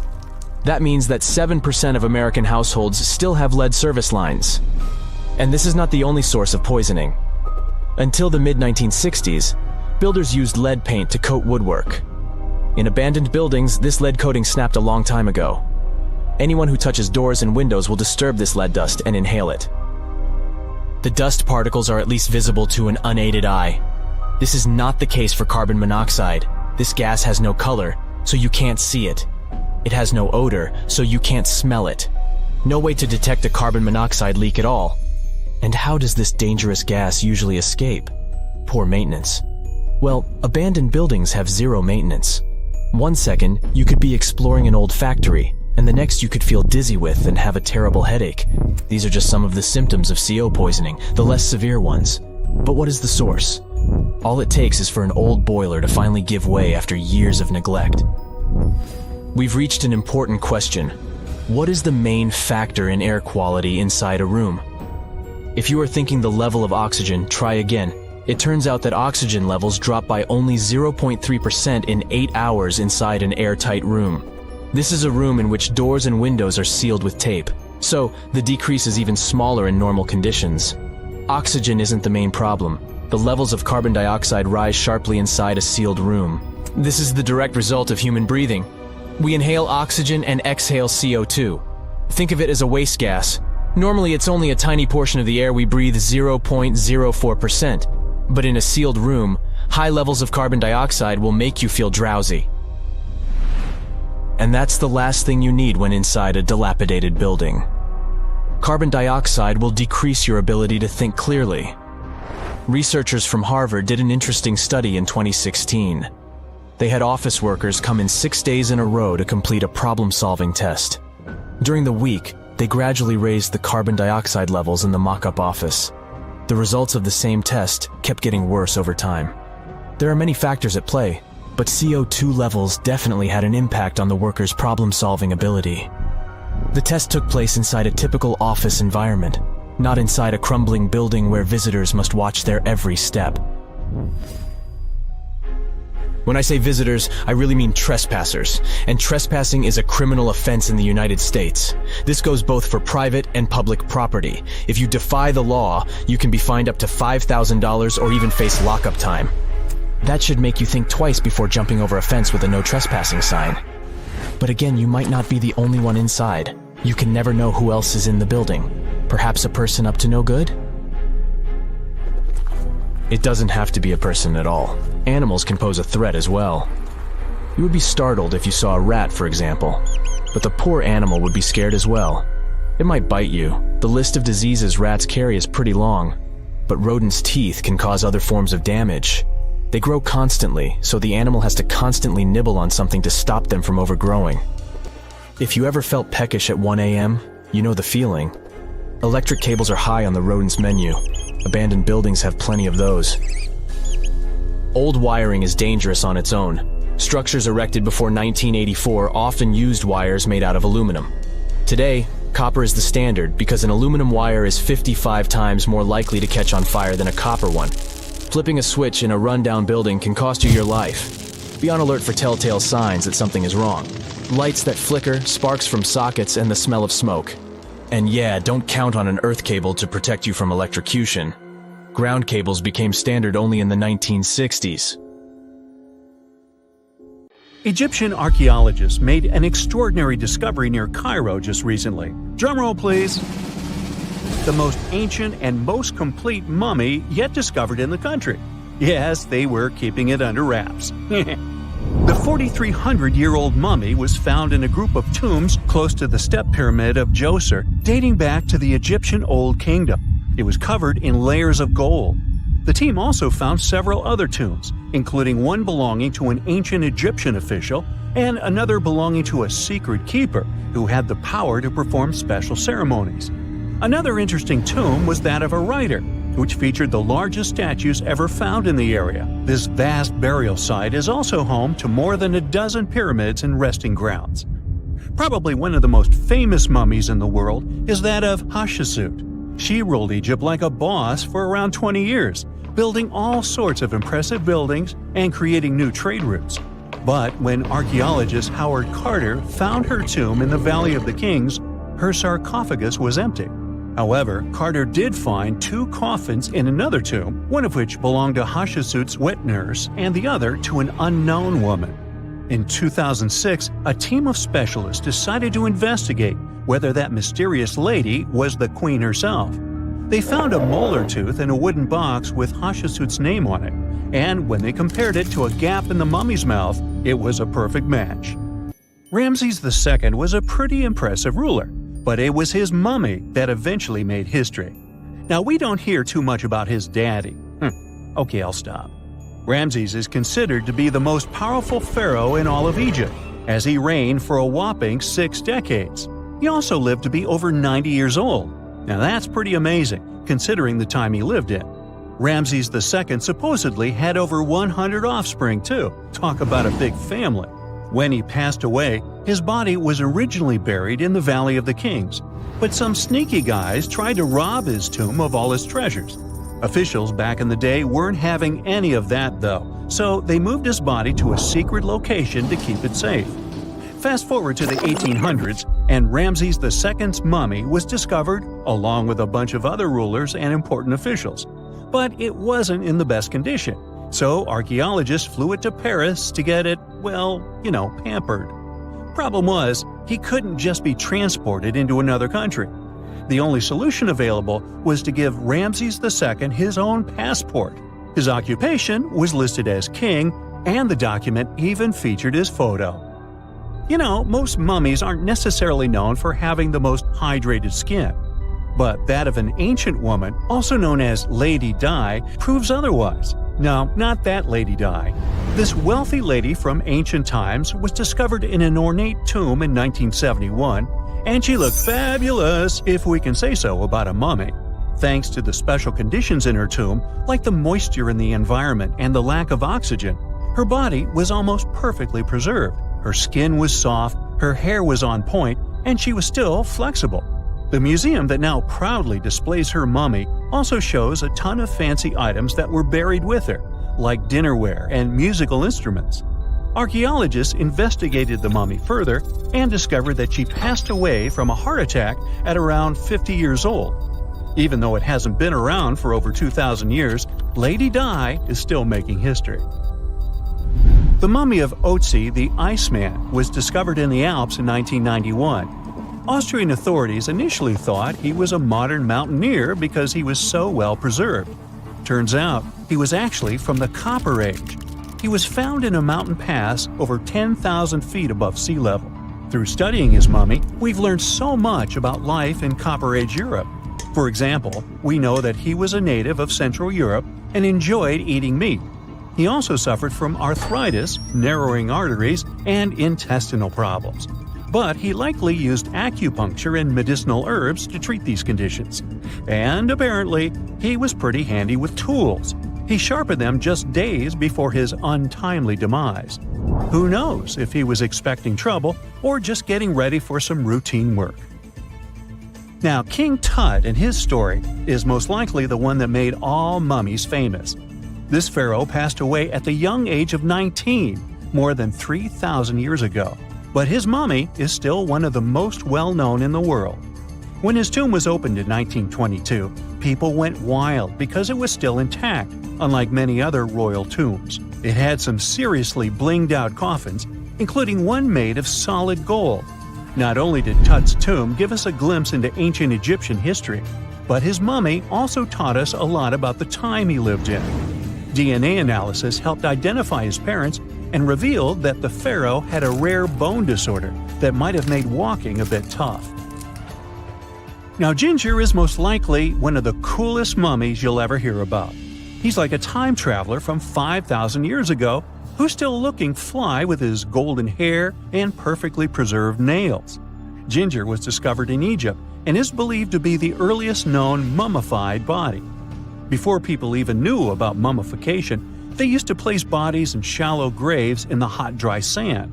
And since the sand absorbed all the water, bacteria couldn't reproduce and the body was preserved naturally. Now, scientists are not sure if Ginger's preservation was intentional or not, but since he was buried with some pottery vessels, it's likely that whoever buried him knew some serious preservation techniques. If you want to meet Ginger in person, he's currently chilling at the British Museum. One Dutch art collector bought a statue from Asia and ended up finding a weird discovery. The statue contained a mummy hidden inside. Unfortunately, the body was too fragile to move, so they had to leave it there. The coolest part is that this mummy is over 1,000 years old and was on display for 200 years before being encased in the statue. When scientists did a CT scan, they found out that the mummy was filled with paper scraps covered in writings. Experts think he might have done this thing called self-mummification, which is a pretty intense process involving a special diet and tea that makes your body less prone to bacteria. Only a few people could handle this ritual, and those who managed to do that were seriously respected. No other Egyptian queen has baffled scientists and historians like the stunning Nefertiti. Based on her statues, she was known for her slender neck, wide eyes, and high cheekbones. Her name translates to "the beautiful woman has come." Talk about living up to your name, huh? Even though she wasn't a pharaoh herself, Nefertiti still managed to leave a lasting impression. Written records suggest that, as a wife and queen, she held an incredibly influential role. Because of her power, she was indeed admired, but she also managed to make quite a lot of enemies throughout her life. She was also related to King Tut, but not biologically. Rather, she was his stepmother. So far, locals have yet to identify her mummy, but that may soon change. A local Egyptologist who has been busy excavating tombs in the Valley of the Kings has found two mummies that he believes could be Nefertiti and her daughter. According to specialists, we may soon finally get a definitive answer about the identity of these two mummies. And if one of them does turn out to be Nefertiti, we could be in for a real treat. DNA analysis and CT scans of the mummy could give us the most complete and accurate image of the queen that we've ever seen. It's crazy to think that we've only scratched the surface of what lies beneath modern-day Egypt. Nefertiti ruled during a time of great power and prosperity in Egypt, but unfortunately passed away in a period of social turmoil, leading to her gravesite being lost. Now, where's my mummy? It's nighttime, and you're about to walk inside Pharaoh Tutankhamun's final resting place. You know, King Tut. You don't have a torch, but at least you came with a flashlight.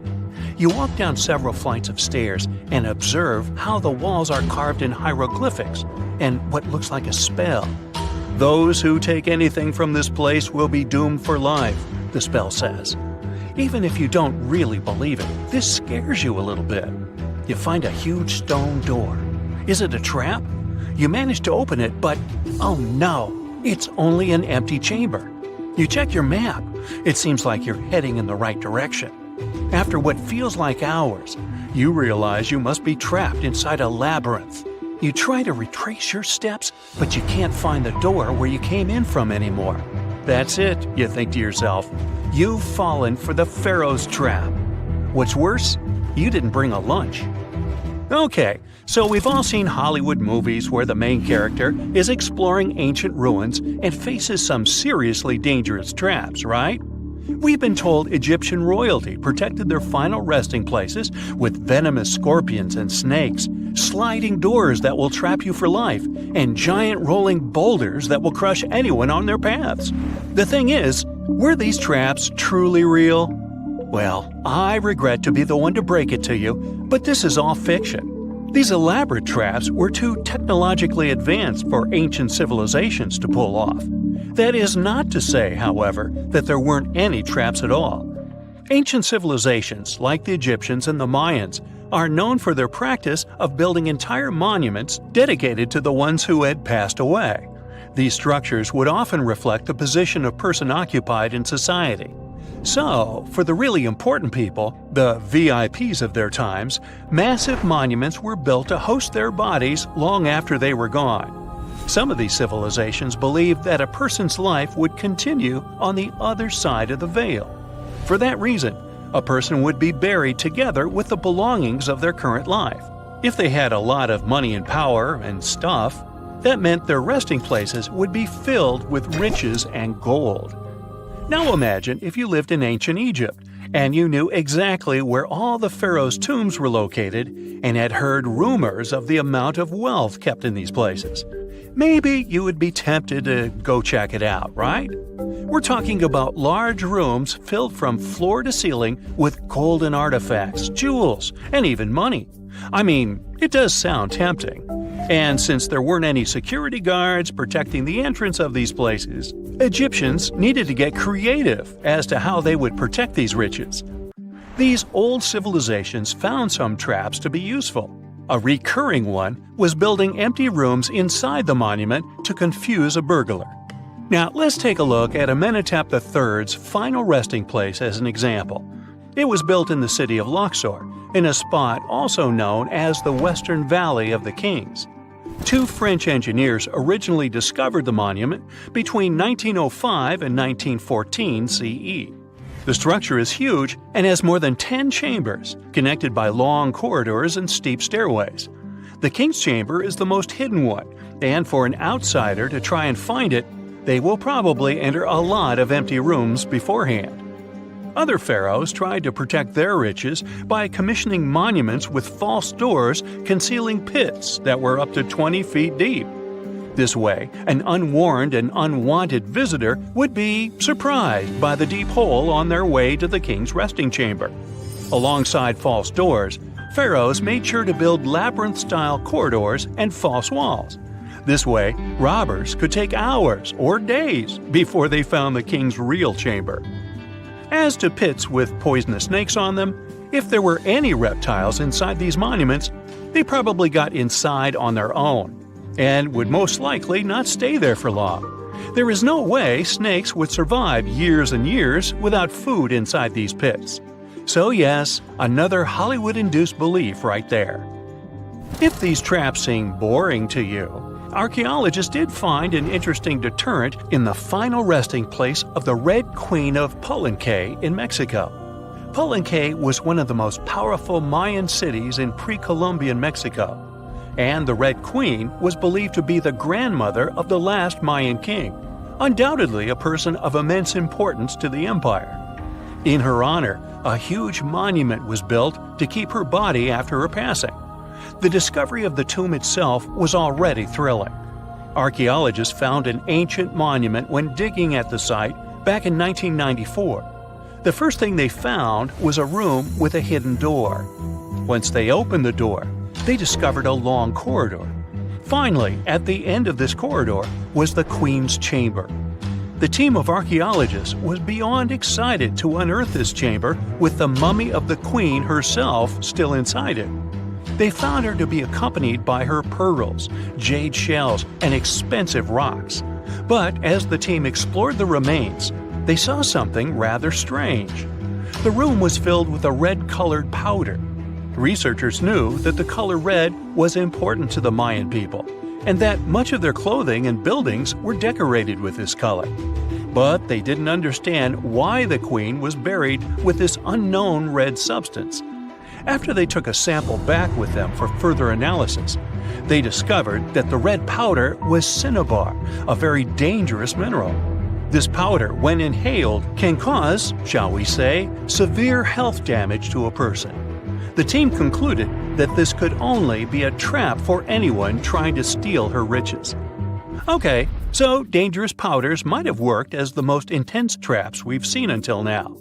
But perhaps the cheapest way to keep out unwanted visitors was to advertise spells written out all over the monument. We'd probably laugh at these today, but back in the day, they were more or less effective.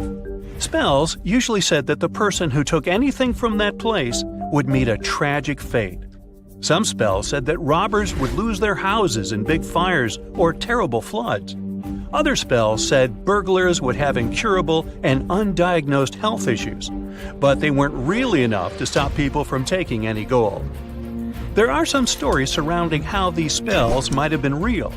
One of them is from the famous British Egyptologist Howard Carter, the one responsible for unearthing Pharaoh Tutankhamun's resting place in the 1920s. After months of unsuccessful digging, Carter discovered the tomb's existence by chance. He found the entrance to a stairway right beneath the soil where he had been searching all those months. With the help of a team, he cleared the piles of sand blocking the stairs and discovered a doorway. The door had several royal symbols carved into it, and Carter knew this could only mean a very important person had been buried there. And he was right. With a chisel, he made a hole in the top left-hand corner of the doorway and lit his vision with the help of a candle. He couldn't believe what he was seeing, the reflection of several golden and jeweled items crowding the chamber before him. Lost for 3,000 years, Carter had just discovered the final resting place of King Tut. But the story didn't finish here. This discovery was accompanied by a series of unfortunate events that led people to believe it had something to do with the pharaoh's spell. Carter himself mysteriously passed away just a few years later, and some of his assistants lost their houses in floods, just like one of the spells threatened. Some say it's just coincidental, as there's no real proof of these things being connected.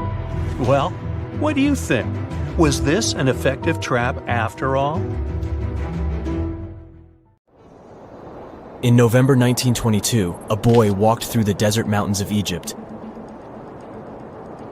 and discovered some ancient steps carved into the rock. Subsequently, this find became one of the world's largest and most significant archaeological discoveries. This step was part of Tutankhamun's untouched tomb.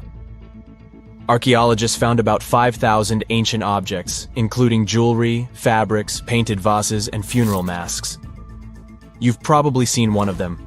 It has become one of the most recognizable attributes of ancient Egypt. More than 100 years have passed since then, and now humanity has finally become close to another large-scale discovery, the tomb of Cleopatra. This queen was the last active ruler of the Ptolemaic Kingdom of Egypt, who sat on the throne from 51 to 30 BCE. There are many ancient records about Cleopatra, her reign, and her unusual personality, but until now, no one has discovered the secrets about her passing away in the burial place. So, one archaeologist, Dr. Kathleen Martinez, has been studying ancient records and temples around Alexandria for decades, and concluded that the tomb of the queen should be located under the ancient city of Taposiris Magna, founded in 280 BCE. It was a big city on the northern coast of Egypt, where tens of thousands of people were engaged in trade and industry, and it seems that Dr. Martinez's guesses turned out to be correct. She and a group of archaeologists have discovered a secret underground tunnel near Alexandria, with a length of about 0.8 miles. It was cut into the rock under Taposiris Magna's temple. During further excavations, they found many things that indicate Cleopatra's tomb lies in the tunnel's depths. It's also possible that she is buried there together with the Roman commander, Mark Antony.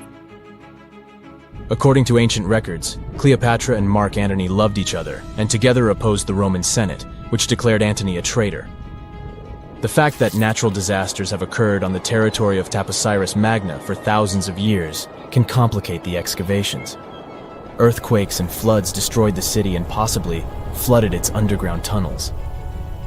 But archaeologists hope the ancient tomb remains untouched, and that it hides many treasures and records about the royal life of ancient Egypt during the reign of the last dynasty. There's a chance that excavations will go underwater and in the mud. This will require much time and funding, but archaeologists are sure it's worth it. Anyway, it's too early to say that Cleopatra is really buried there, but scientists have found many things in the tunnel that confirm this, including clay pots, dozens of coins with the image of Cleopatra and Alexander the Great, as well as a bust with the image of the Egyptian queen. Cleopatra is still one of the most popular personalities in Egypt, on an equal footing with Ramesses III and Tutankhamun. She inspired many films, paintings, and books. But what made her so popular? She became famous for her inconsistency. She was a beautiful, intelligent ruler who pulled Egypt out of the crisis and made it a prosperous power.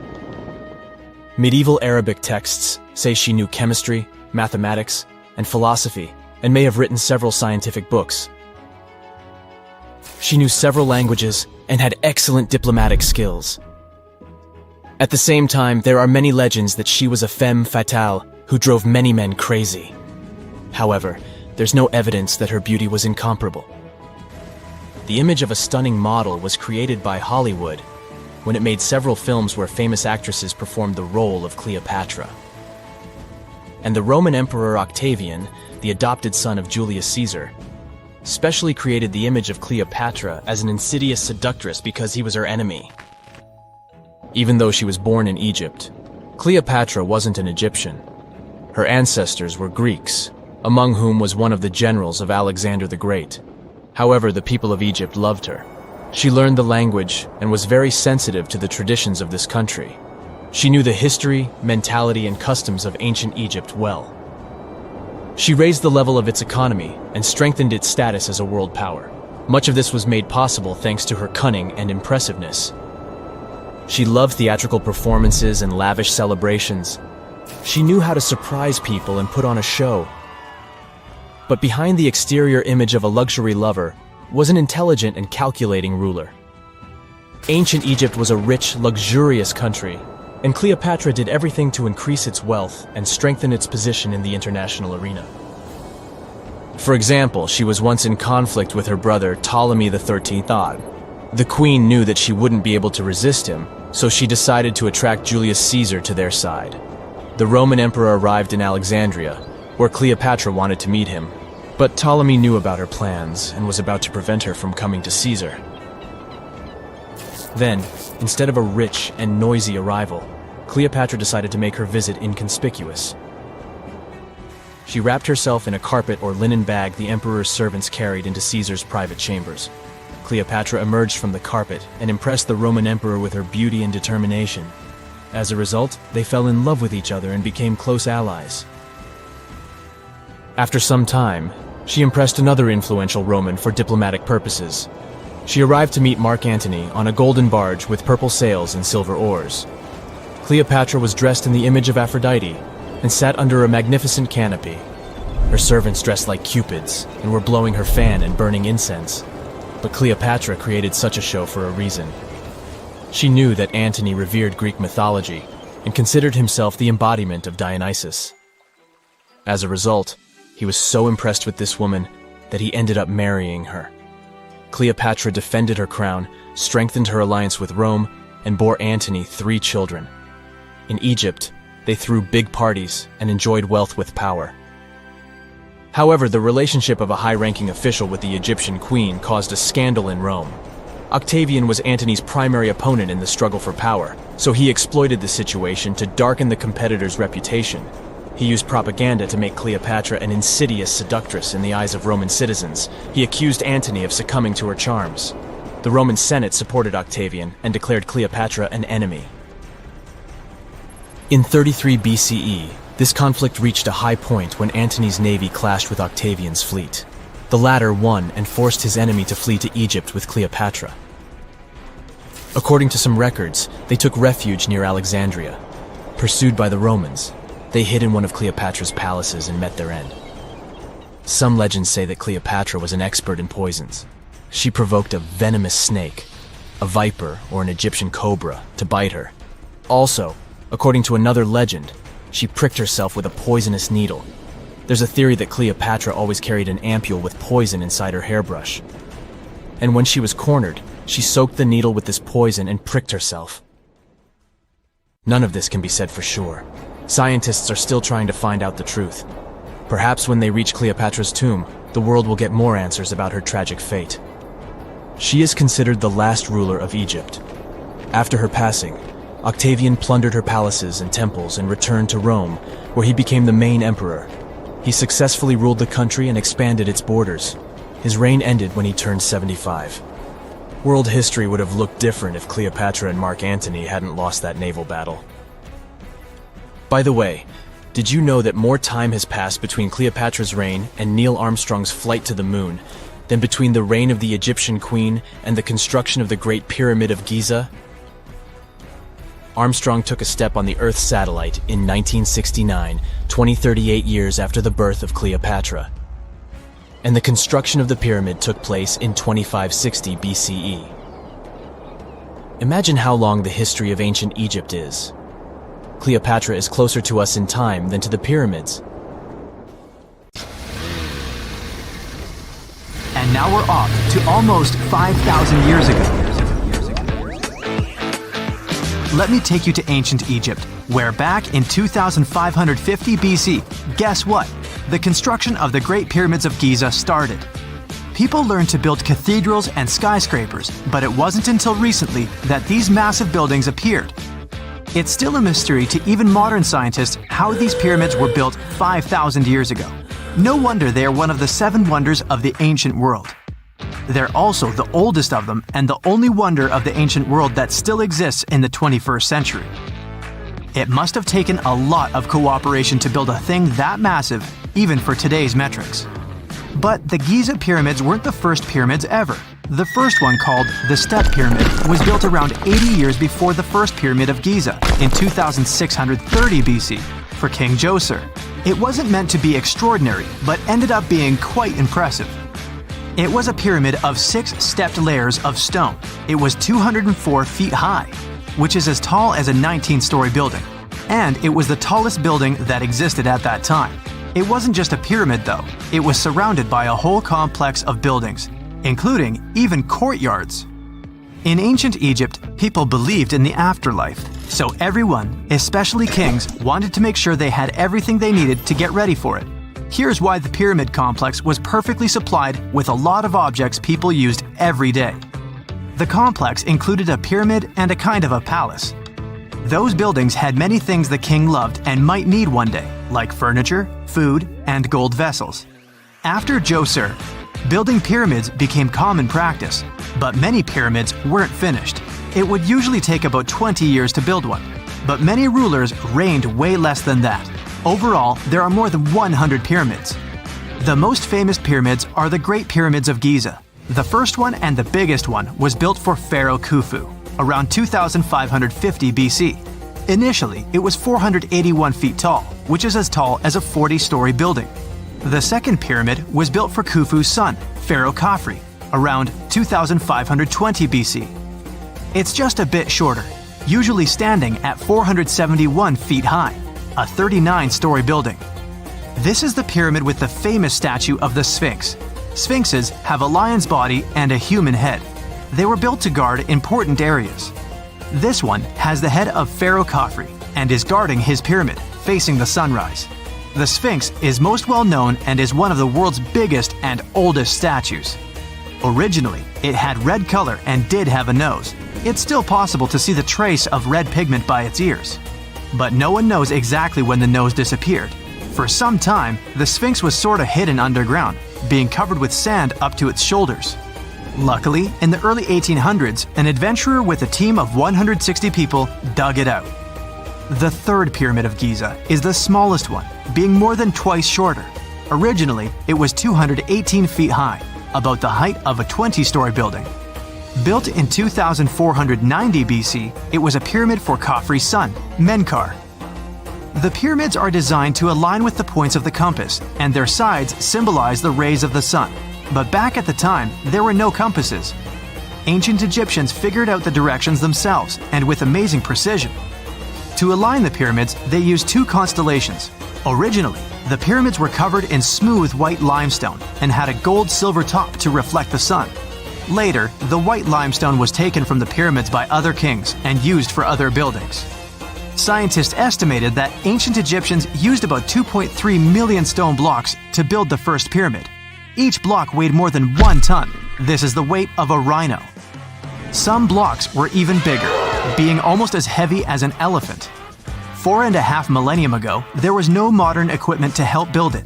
There were no machines, no wheels, and even no steel. The only metal available to them was copper. Even today, scientists aren't sure how the Egyptians managed to build the pyramids. There are no records left that would shed light on it. Some even think that Egyptians wanted to keep it as their secret and didn't even record it on purpose. Many believe that poor people and foreigners built the pyramids, but it's not true. Actually, the builders were very skilled workers, and they were fed and paid well. The archaeologists claim that the builders lived in a nearby temporary city and were a highly organized community with a strong leader. Scientists say that around 20,000 people worked on each pyramid complex, and it took about 20 years to build each. It probably was a national project. The construction site was large in resources, and food and essentials were likely to be contributed from all parts of Egypt. Even with all that support, it remains unclear how people managed to cut, transport, and assemble those huge stones. One of the theories suggests the stones were most likely transported on boats down the Nile River. Then, there was a harder part. They had to be moved to the construction site. For that, they probably used wooden sleds. It wasn't very hard to pull them because the sand mixed with the right amount of water was pretty slick.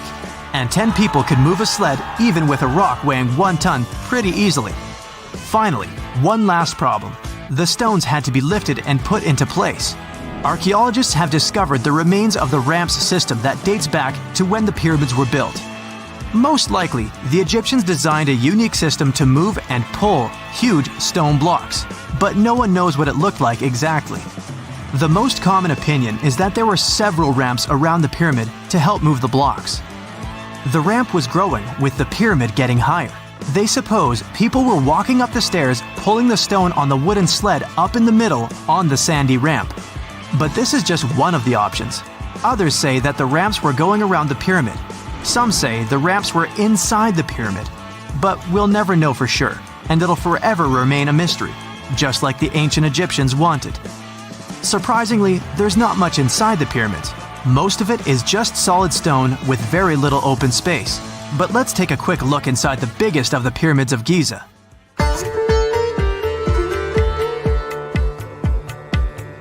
From the entrance, there are 2 stairs, one going down and the other one going up. The descending one takes you to a chamber located underground. That's where the pharaohs are, but not in this pyramid because Khufu wanted to stay higher. The underground room is partly unfinished. The room with Khufu's sarcophagus is called the King's Chamber. It's upstairs and then through the tall and long Grand Gallery. Below the King's Chamber, there's a room called the Queen's Chamber. There are no queens though, and no one is sure why the room is called this. Unfortunately, none of these have any hieroglyphs on the wall. They're just bare. If you want to see them, you should go to the other rooms that are decorated. Those pieces of art are depictions of ancient Egypt's culture and daily life. The texts allow researchers to study their language and grammar. Sadly, the treasures that once were here in the pyramid are long stolen. From that room, there are several tunnels for an unknown purpose. There are many tunnels and passages inside the pyramids. There are many chambers and shafts and secret ways. Scientists have been sending little robots with cameras there for some decades already. And the robots did discover another chamber a bit upstairs with hieroglyphs on the walls. But even today, much of the pyramids is still unknown, and there's no so-called building plan of the pyramids. Egyptians did create a mystery no one can crack for 4,500 years already. Scientists recently started to X-ray the pyramid to learn what's inside it without entering it and its narrow, mysterious tunnels. Unlike many other ancient Egyptian burial grounds, King Tutankhamun's tomb stayed hidden and free of unwanted thieves for 3,000 years. One reason was that the tomb was smaller than average and tucked away in a place called the Valley of the Kings. This area was already being extensively explored by the time they stumbled upon Tut's spot. The entrance was all covered in debris from building a nearby tomb, which must have also helped keep it a secret. There were also 0 writings or signs on the outside of the tomb. Time passing also played a part in keeping it in amazing shape until the 1920s, when a man named Howard Carter finally made it in. But was Carter that big of a hero? Some recent findings say he might have been sneakier than initially thought. People used to think Carter wasn't just a glorified treasure hunter, he was a true archaeologist. Before Tut, He had been on a relentless quest for Egyptian artifacts. He discovered his interest in these unusual objects when he was a child, and soon started drawing the sculptures and inscriptions that were found in ancient tombs. After stumbling upon the remains of King Tut, Carter spent a decade recording and processing all sorts of objects, like golden thrones, chariots, and statues from Tut's tomb, shipping them down the Nile to Egypt's museum in Cairo. Well, at least that was the official story. More recent discoveries claim that not all of the objects made it to Egyptian officials. A secret letter seems to uncover Carter's little 10 for them, 1 for me policy. The letter in question was sent to Sir Alan Gardiner, a philologist and friend of Carter's, dated from 1922. In these writings, Carter mentioned having found the tomb and was asking his buddy for some advice. In another letter from 1934, Gardiner seems to be thanking Carter for an amulet, which was sent to him as a thank you gift. Carter was adamant that it didn't come from Tut's tomb, but evidently it did.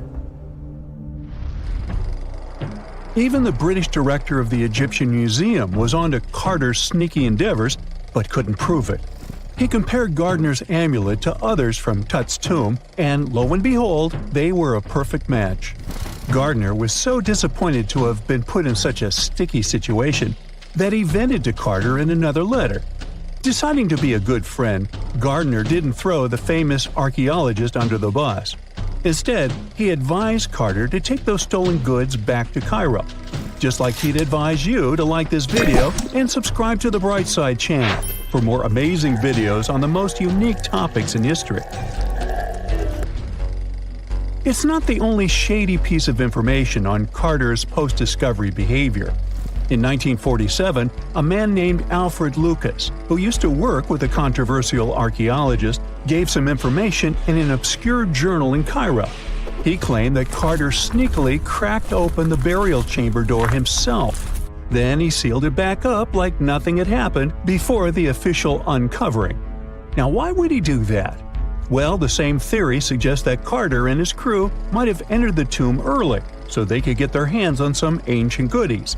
Obviously, these people couldn't risk having such objects sold while they were still alive, but made sure they were auctioned off after they passed. Carter, though, never confessed to anything. He made no official denial either, but the Egyptian government couldn't risk any more mysterious disappearances, so they prohibited him from entering the tomb for a while. Some have connected this apparent stealing to the curse of King Tut. If you've never heard of it, know that it became quite the scary tale soon after King Tutankhamun's resting place was uncovered. It claimed that anyone messing with the tomb of the boy pharaoh would face some serious bad luck. It's not all dramatic like a mummy going on an aggressive spree, but word got out that the people involved in disturbing King Tut's lair met some mysterious, untimely ends. The main untimely passing related to this supposed curse is that of George Herbert, the 5th Earl of Carnarvon. He was this British aristocrat who helped fund the search for the tomb. He passed away just a year after the tomb was opened. Now, people love to call it mysterious, but it turns out that Herbert was already in pretty bad shape health-wise when he got to Cairo, and he ended up getting taken down by a regular disease. Now, let's talk numbers. There were a lot of people linked to this tomb opening – security guards, archaeologists, and supporting staff. And sure, a few of them did pass not long after the tomb started receiving visitors. As much as we'd like this curse to be true for the sake of, good storytelling, statistically, if you have a bunch of people connected to opening a tomb, you'd expect some passings just by random chance. The average lifespan for those supposedly targeted by the ancient curse was more than 20 years after the spell was supposed to kick in. Herbert's daughter even lived until the 1980s, that's half a century later. And Howard Carter himself lived until 1935, a solid 16 years after the big reveal. Some have suggested that the whole curse was nothing more than a careful PR strategy. You see, when Tut's tomb was found, Howard Carter wanted to make a priority out of keeping nosy reporters away, so he might have come up with a curse hanging over anyone entering the boy king's resting place.